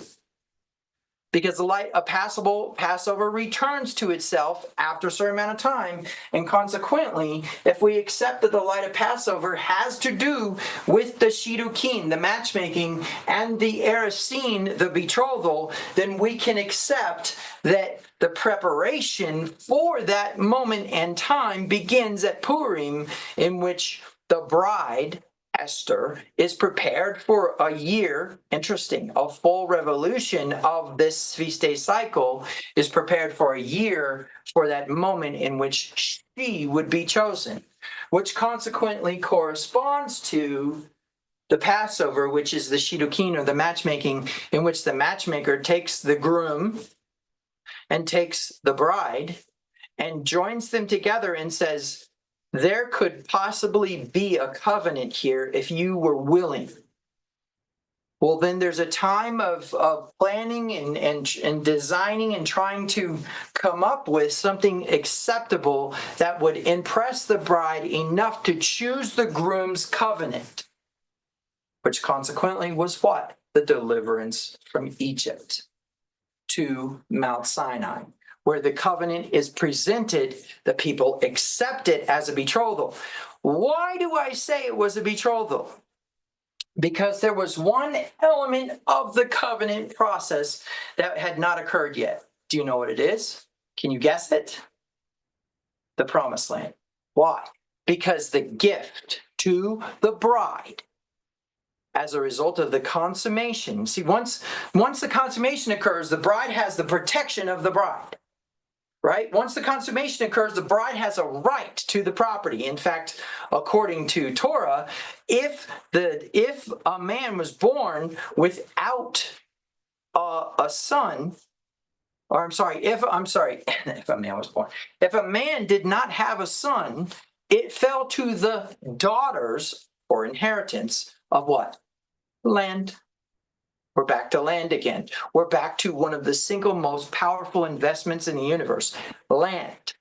And so now, what does that mean? That means that until Israel passes through the Jordan and crosses into the promised land, the marriage was not consummated. Now, the reason why this is important because is then we get into the idea of the philosophy here. The philosophy is that the inheritance creates the gratefulness. The gratefulness creates the sowing, which creates the tikkun of law. the change that this world needs. And so we go through this fire of the sowing season, which is basically designed to try to get you to become a master, which means you have to go through hell and overcoming hell to become the master. And in that process, there's a point in time where there's an intervention that started with Yeshua at the place where he died. Or, if you accept it, Yeshua at the cross, right? Yeshua at the cross is this pinpoint time when the light of Passover goes out in all directions, including the deliverance of the children of Israel. You say, how is that possible? Because there is no merit in their deliverance. They were not a righteous people. Yahweh says that. He says, I didn't bring you out of Israel because you were good. I brought you out of Israel because you were better than them. I'm not bringing you in the land because you're good. I'm bringing you in the land because you're better than them. In other words, the land doesn't want them anymore. I want to give you the land. And unfortunately, you guys are horrible. So all I can do is what? Send my son a couple 3,000 years from now. And yeah, then we'll have the retroactive effect and you can go in meritless. So in that principle, we accept that there's no time. We accept that there's no connection. There's no necessity to pinpoint the moment. We just need to accept that the light of Passover goes out and returns to itself, and that there's a bookend. There's a place where there's a limitation to that cycle. And there's a limitation to that cycle that is accompanied by events. The betrothal on the one side and the beginning of preparation on the other side. No, it goes further back than that. It goes back into the sowing season. Somewhere in the sowing season, there's a shift. And that shift turns into a promise that you choose to believe or not believe. What is it? The promise of the Messiah? Sure. The promise of the light of Passover, which is what? Unmerited removal of judgment as long as there is an intention of obedience, right? Plundering the wealth of the wicked, right? There's a reason why Yahweh did not deliver the children of Egypt, but delivered the children of Israel, because there was a covenant in store for her, right? There was no covenant in store for Egypt. You say that's unjust. Yeah, well, go see what was going on with the Egyptians, because it flat out says right in there that when Pharaoh had the boils during the plague, right in where? In the extra biblical books, when Pharaoh had the plague of the boils, he actually used the blood of Hebrew children because he believed that they were somehow mystically endowed, right? They were mystically endowed with the power of healing, and therefore he would smear the blood on his body. That's the kind of people we were dealing with, who would just cut a kid's throat in order to have the blood in order for an ointment. Now, the reason why we think that way is because we accept that Torah itself is the light of justice. Social justice, equal distribution of wealth, equal distribution of justice. Righteousness is the equal distribution of wealth. Judgment is the equal distribution of justice. And so we accept that this is an equal distribution of justice, right? And an equal distribution of wealth. We accept that that's what's happening during the flood. That's what's happening during the feast day season. Okay, and so now what's important for you to get is that somewhere in the hell of the sowing season, and when I say the hell, what I mean is somewhere in the deepest darkness of your temptations to fail until you succeed, because it is trying to create a master, there is a promise, not only of a Messiah, but there is a promise of some semblance of prosperity, abundance, provision, all those things, right? That happen at Passover. But what's crazy is all they had to do was walk out. That blows my mind. All they had to do was walk out.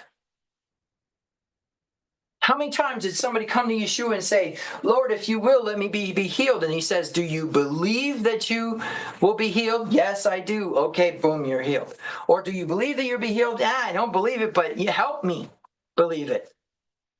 Right? That's the promise of deliverance, the promise that there will always be a Yeshua's principle if you cry out, and you will cry out at the time when you are the most possessed.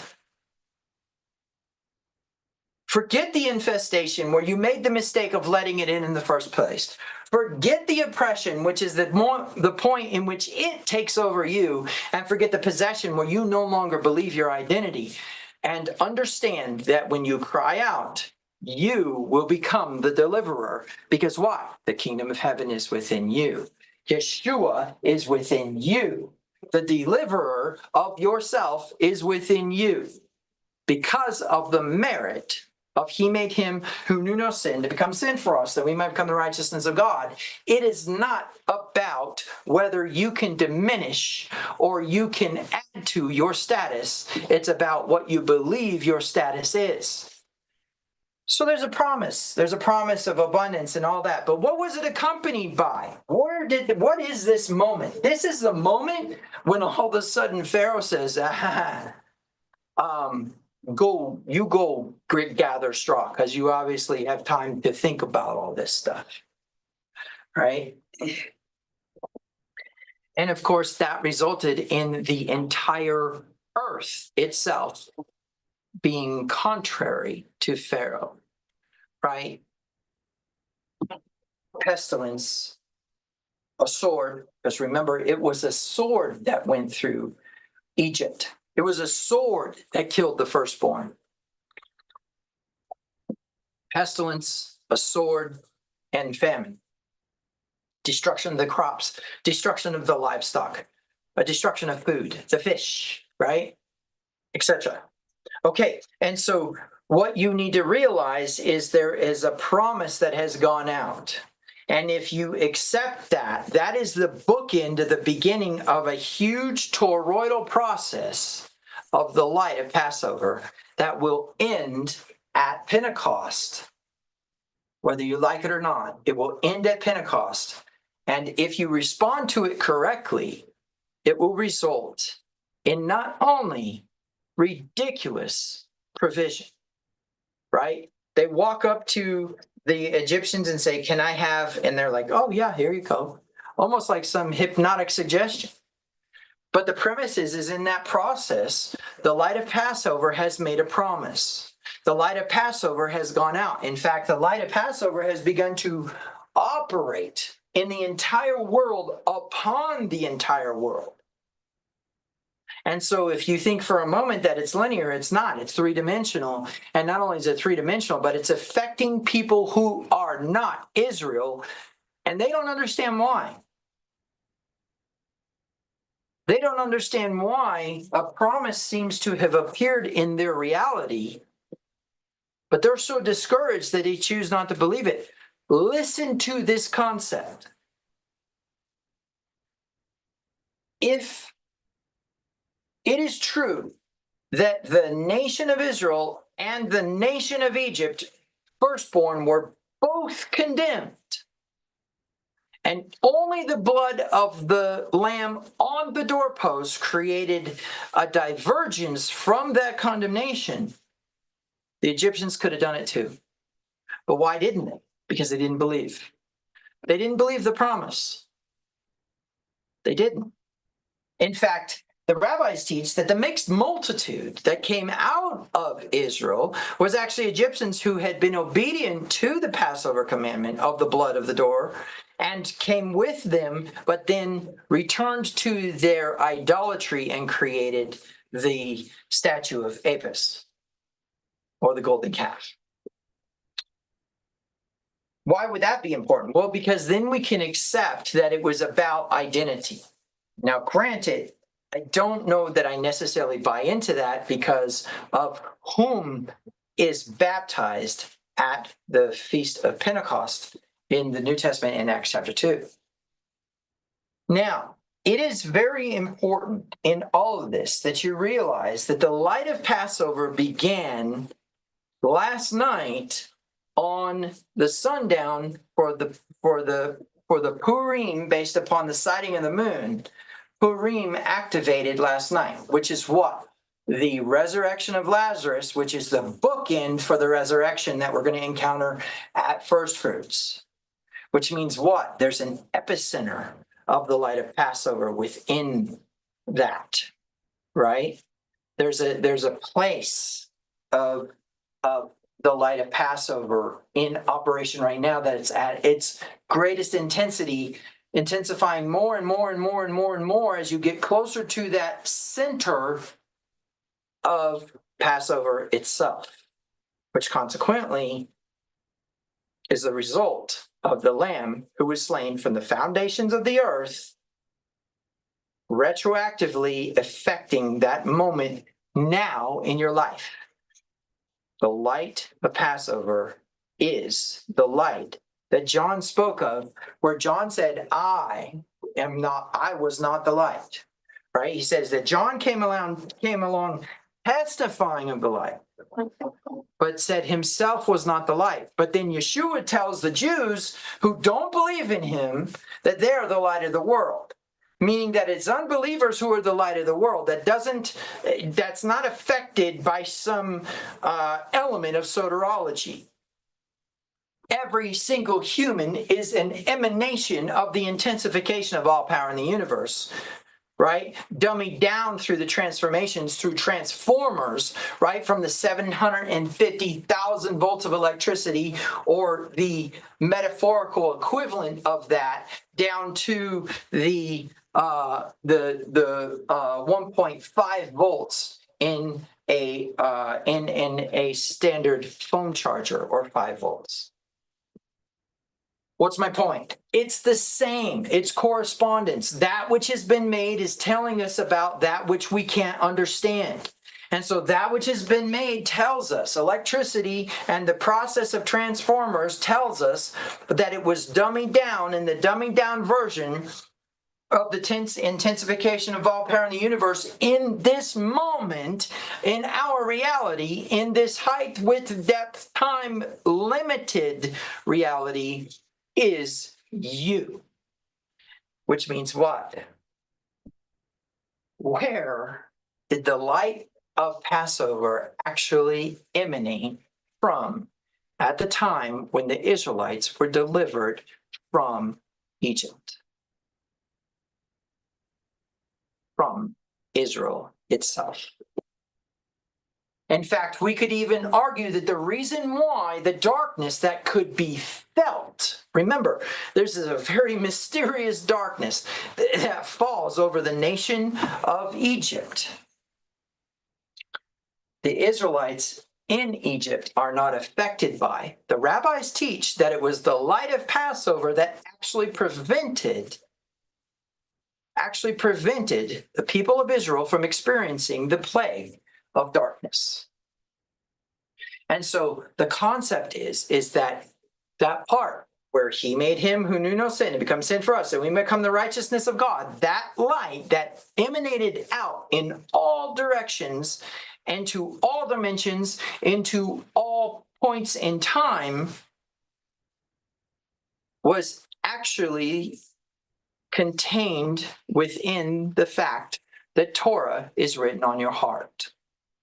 Because remember, it was Torah that became flesh and dwelt among us. And those who he came to that were his did not recognize him, but those who did recognize him, he gave them rights to be sons of God, B'nai Elohim, which consequently is an apprentice to becoming an Elohim. Because a son will always become the king. A son will always become the father. A son will always become the next generation to create the next generation, which is a concentric, cyclical, and thereby natural order process, which results in what? The light of Passover being unique, but interestingly enough, only emanating from those who are in covenant with Yahweh through the redemptive process of the new covenant, which consequently says that Torah would be written upon our hearts. And Paul says that even if a Gentile, though not having the law, does the things of the law, he proves that the law was written on his heart. And even if a Gentile, though not having the law, does the things of the law, who is uncircumcised, shows himself to be circumcised, and therefore has the inheritance of what? The land. The greatest investment in the history of mankind, and consequently creates what? The gratefulness, which consequently creates the sowing, which is the tikkun olam. So in all of that, we have this concept that the light of Passover is actually a will of us. And whether or not we allow it to emanate or we suppress it through our wounds, entitlements, limiting beliefs, whether we believe the promise of deliverance that will be what? A change in identity in which you start to become the head and not the tail? Or does it process as a suppression of the truth?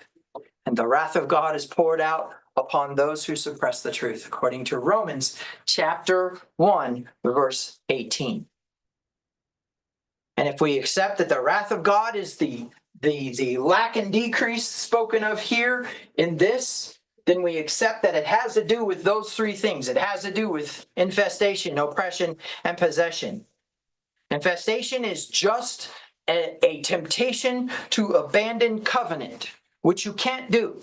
Just so you know, you can't break a covenant. You can choose not to carry out the terms of the covenant, but the other person does not get to go ahead and say, oh, well, since he didn't do it, I don't have to do it. Covenant means that both parties have responsibilities and both parties carry those out regardless of what the other party does. Which consequently, until such time as a certificate of divorce is given, then there is still a power or magnitude of that covenant. Now, let me make this clear. That certificate of divorce is not some state-issued certificate. The certificate of divorce is when there is a severance of relationship to that covenant. And I want you to understand there is always a greater and lesser, and the greater is the only one who can give the certificate of divorce, which means Israel can go blah, blah, blah, blah, blah, all up in their garbage, right, and still be in covenant with Yahweh. He can even sell them off, as it says, I sold them, right, for a cheap price, I sold them for free to the Midianites so that they could oppress them. But then Gideon comes along and delivers who? Israel, by using whom? Israel, to deliver Israel from the Midianites. That's the Yeshua principle. In fact, if you watch my Tikkun Olam video, you will see that it is actually you who is the Messiah who will deliver people from the oppression in the first place. Because all a Messiah is a people mover who changes their status. And consequently, that status change is the result of a mikvah.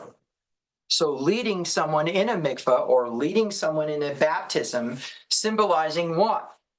Death, resurrection, right? Stepping into maturity. What's the maturity? What shall we say then? Shall we continue in sin that grace will abound? Certainly not. How shall we who died to sin live any longer in it? Or do you not know that when you were baptized into Christ, you were baptized into his death?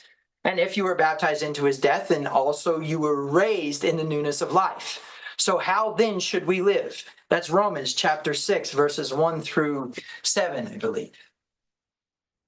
Go read it. So the premise then is that maturity is, what shall we say then? Shall we continue in sin that grace may abound? No, we shall not.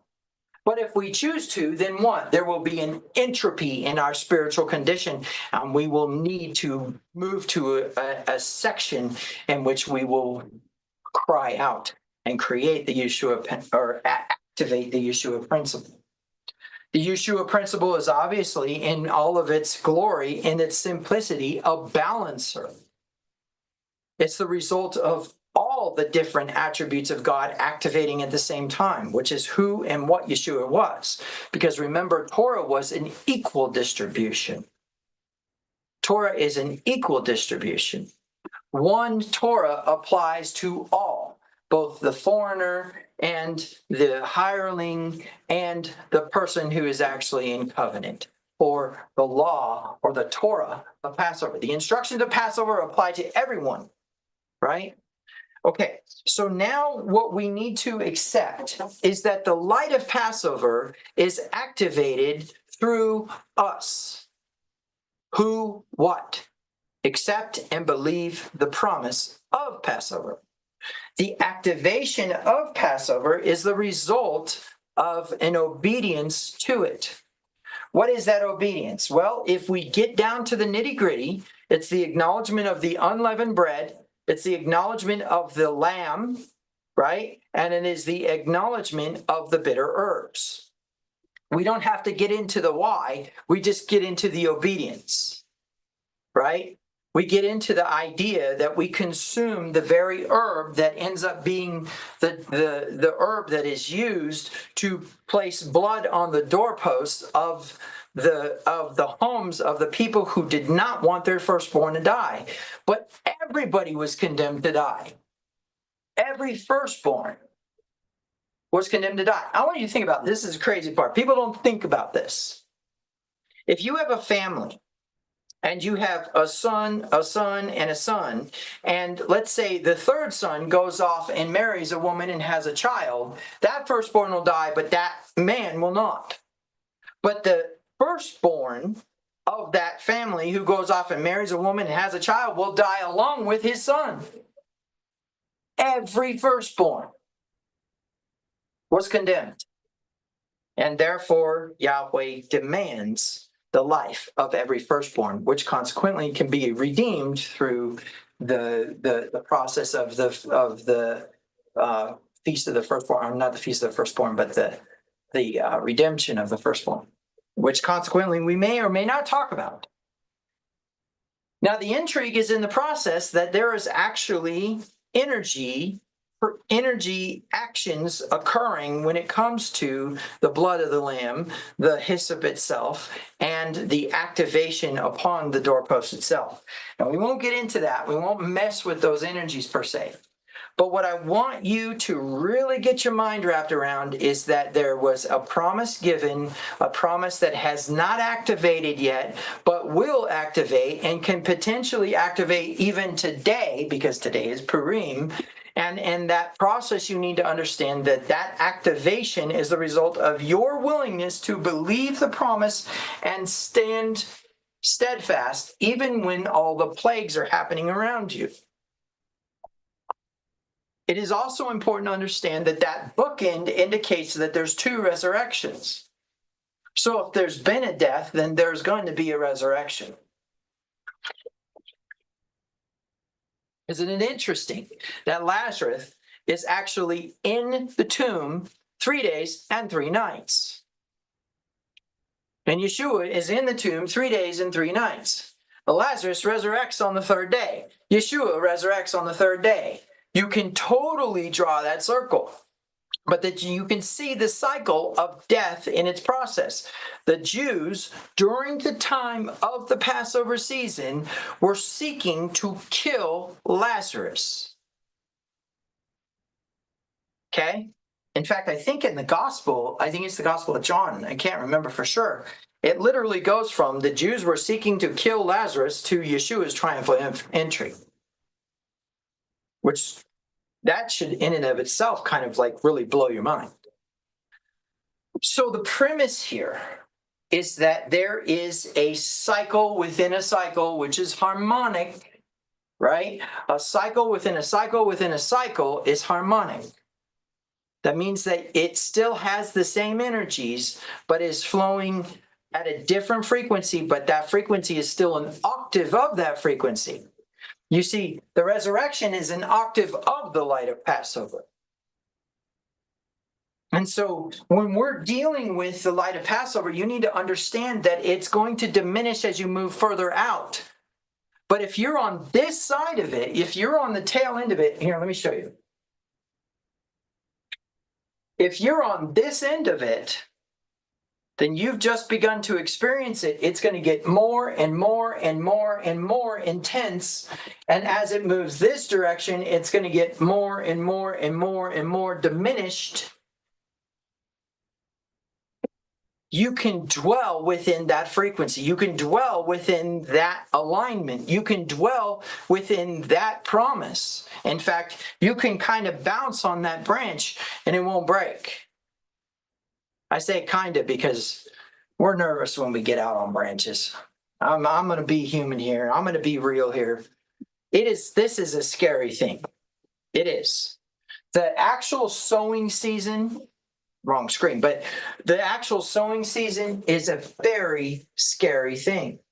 Because what is it doing? It's asking for you to initiate action of gratefulness in a time when you actually don't necessarily have anything. Why? What are we waiting on? What is the actual agricultural element here? Tabernacles is the last harvest, which means you're living off of whatever Tabernacles gave you until the first harvest in the spring. Right? And so we wait and we wait and we wait. The waiting is not fun. Now, I won't get into the wilderness season and I won't get into the golden calf season because that is part of all of this mess.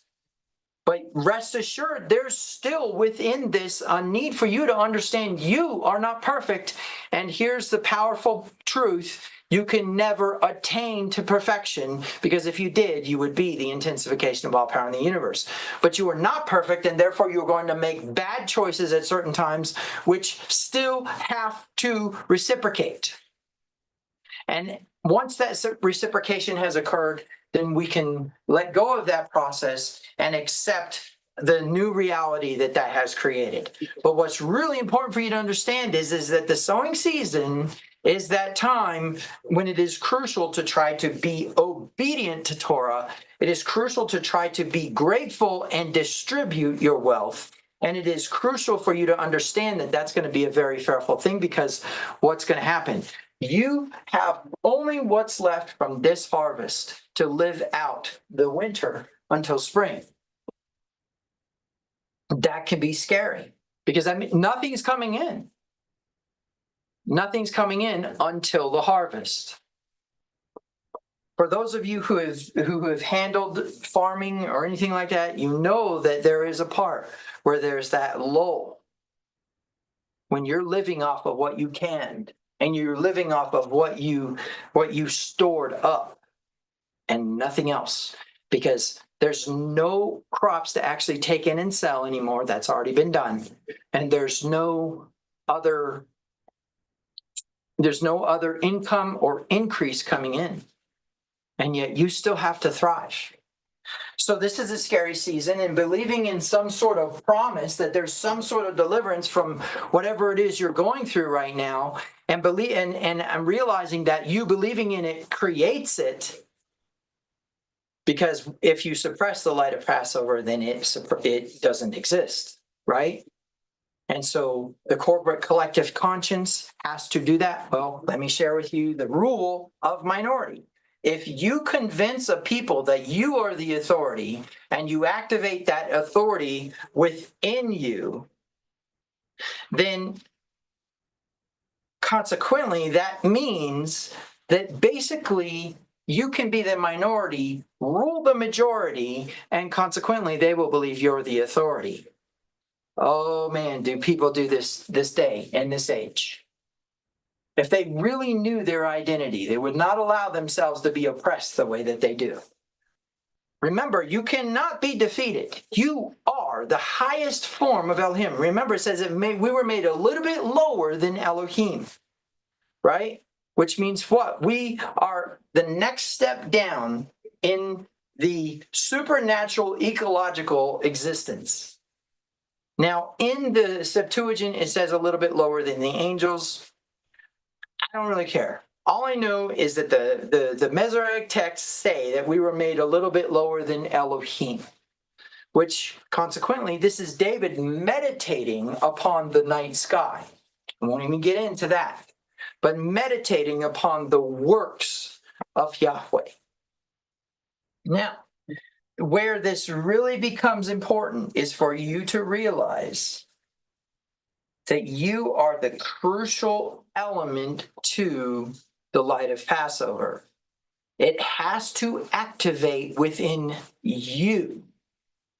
If you are expecting someone else to activate, or you're expecting someone else to be the one to activate the light of Passover, it won't come. Okay? And you need to realize that works in the same way that people, when they said crucify him. That's the simplicity of this, is if you allow the light of Passover to flow through you, beginning at the point in time of promise, which consequently would be when the people of Israel delivered themselves from the Persians who were authorized by law to kill them, and we accept that that corresponds with the resurrection of Lazarus, then we identify that there's a resurrection power. And so if there are dead things in your life, prepare for them to rise from the dead and become a very powerful benefit to you. But you also need to realize that in that process, you are still in the sowing season until we arrive at the day of Passover. It's just now there's this light that you didn't have before in the sowing season. You know, I've learned so much about the sowing season this year than I ever understood before. I've always been so obsessed and dwelt upon the wilderness season that I did not really acknowledge the sowing season really, really importantly into this year. And the one who taught it to me originally would always tell me, you be careful, Keenan Tavnu, because in the moment that you sow in this season, after Yom Kippur next year, you will reap in this season of reaping. And you will not understand why. And you will be so distraught and aggravated or whatever because you sowed something in this season. You went to Yom Kippur without knowing that you sowed it, or maybe you repent from it, and now you have to enter into temptation, or you have to enter into a reaping of that season. Sow the right seeds now. But here's the cool part of this, that the righteous requirements of the law will be fulfilled in us who do not walk according to the flesh, but according to the Spirit. Romans chapter 8, verse 4 says that we are enabled by some light to be obedient. And here's the intrigue. At this moment when this promise occurs, you actually are enabled. There's a light now giving you an opportunity to succeed, giving you an opportunity to overcome, giving you an opportunity to change. This is the time. This is the moment in the sowing season when you can create the most powerful reciprocation possible. So rest assured, if there is a light, then there is a darkness. And in what capacity you are capable of being good, you are capable of being bad. And that bad can be very bad. And so be very vigilant in this time, and that this is the moment in time of mastery.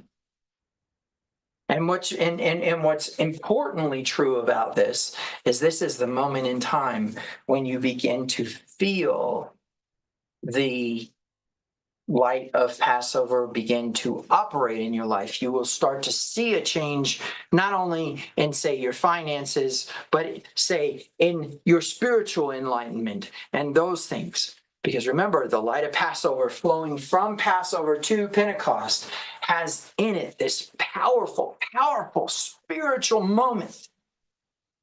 But I propose to you that has begun now. I propose to you that the bookend of the light of Passover has already passed. And we are on the side of the receiving end of it, and that it has just begun. And so if you embrace and step into the light of Passover now, you will begin to emanate it. And thereby you will fulfill your purpose as an Elohim. So what's the most important thing here? To believe the promise.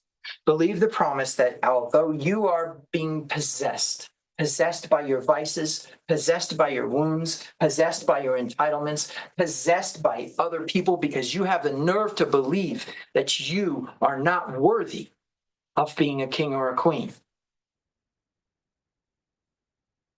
There's a promise of deliverance. And that word deliverance means to destroy, crush, beat the skull into pieces. Is really what the actual word Yeshua means, is to beat the predator into pieces and tear the lamb out of its mouth and carry the lamb back to the flock and position the lamb by yourself until they heal from their wounds and then distribute them back into the flock. That's the Yeshua principle. That's the power of the light of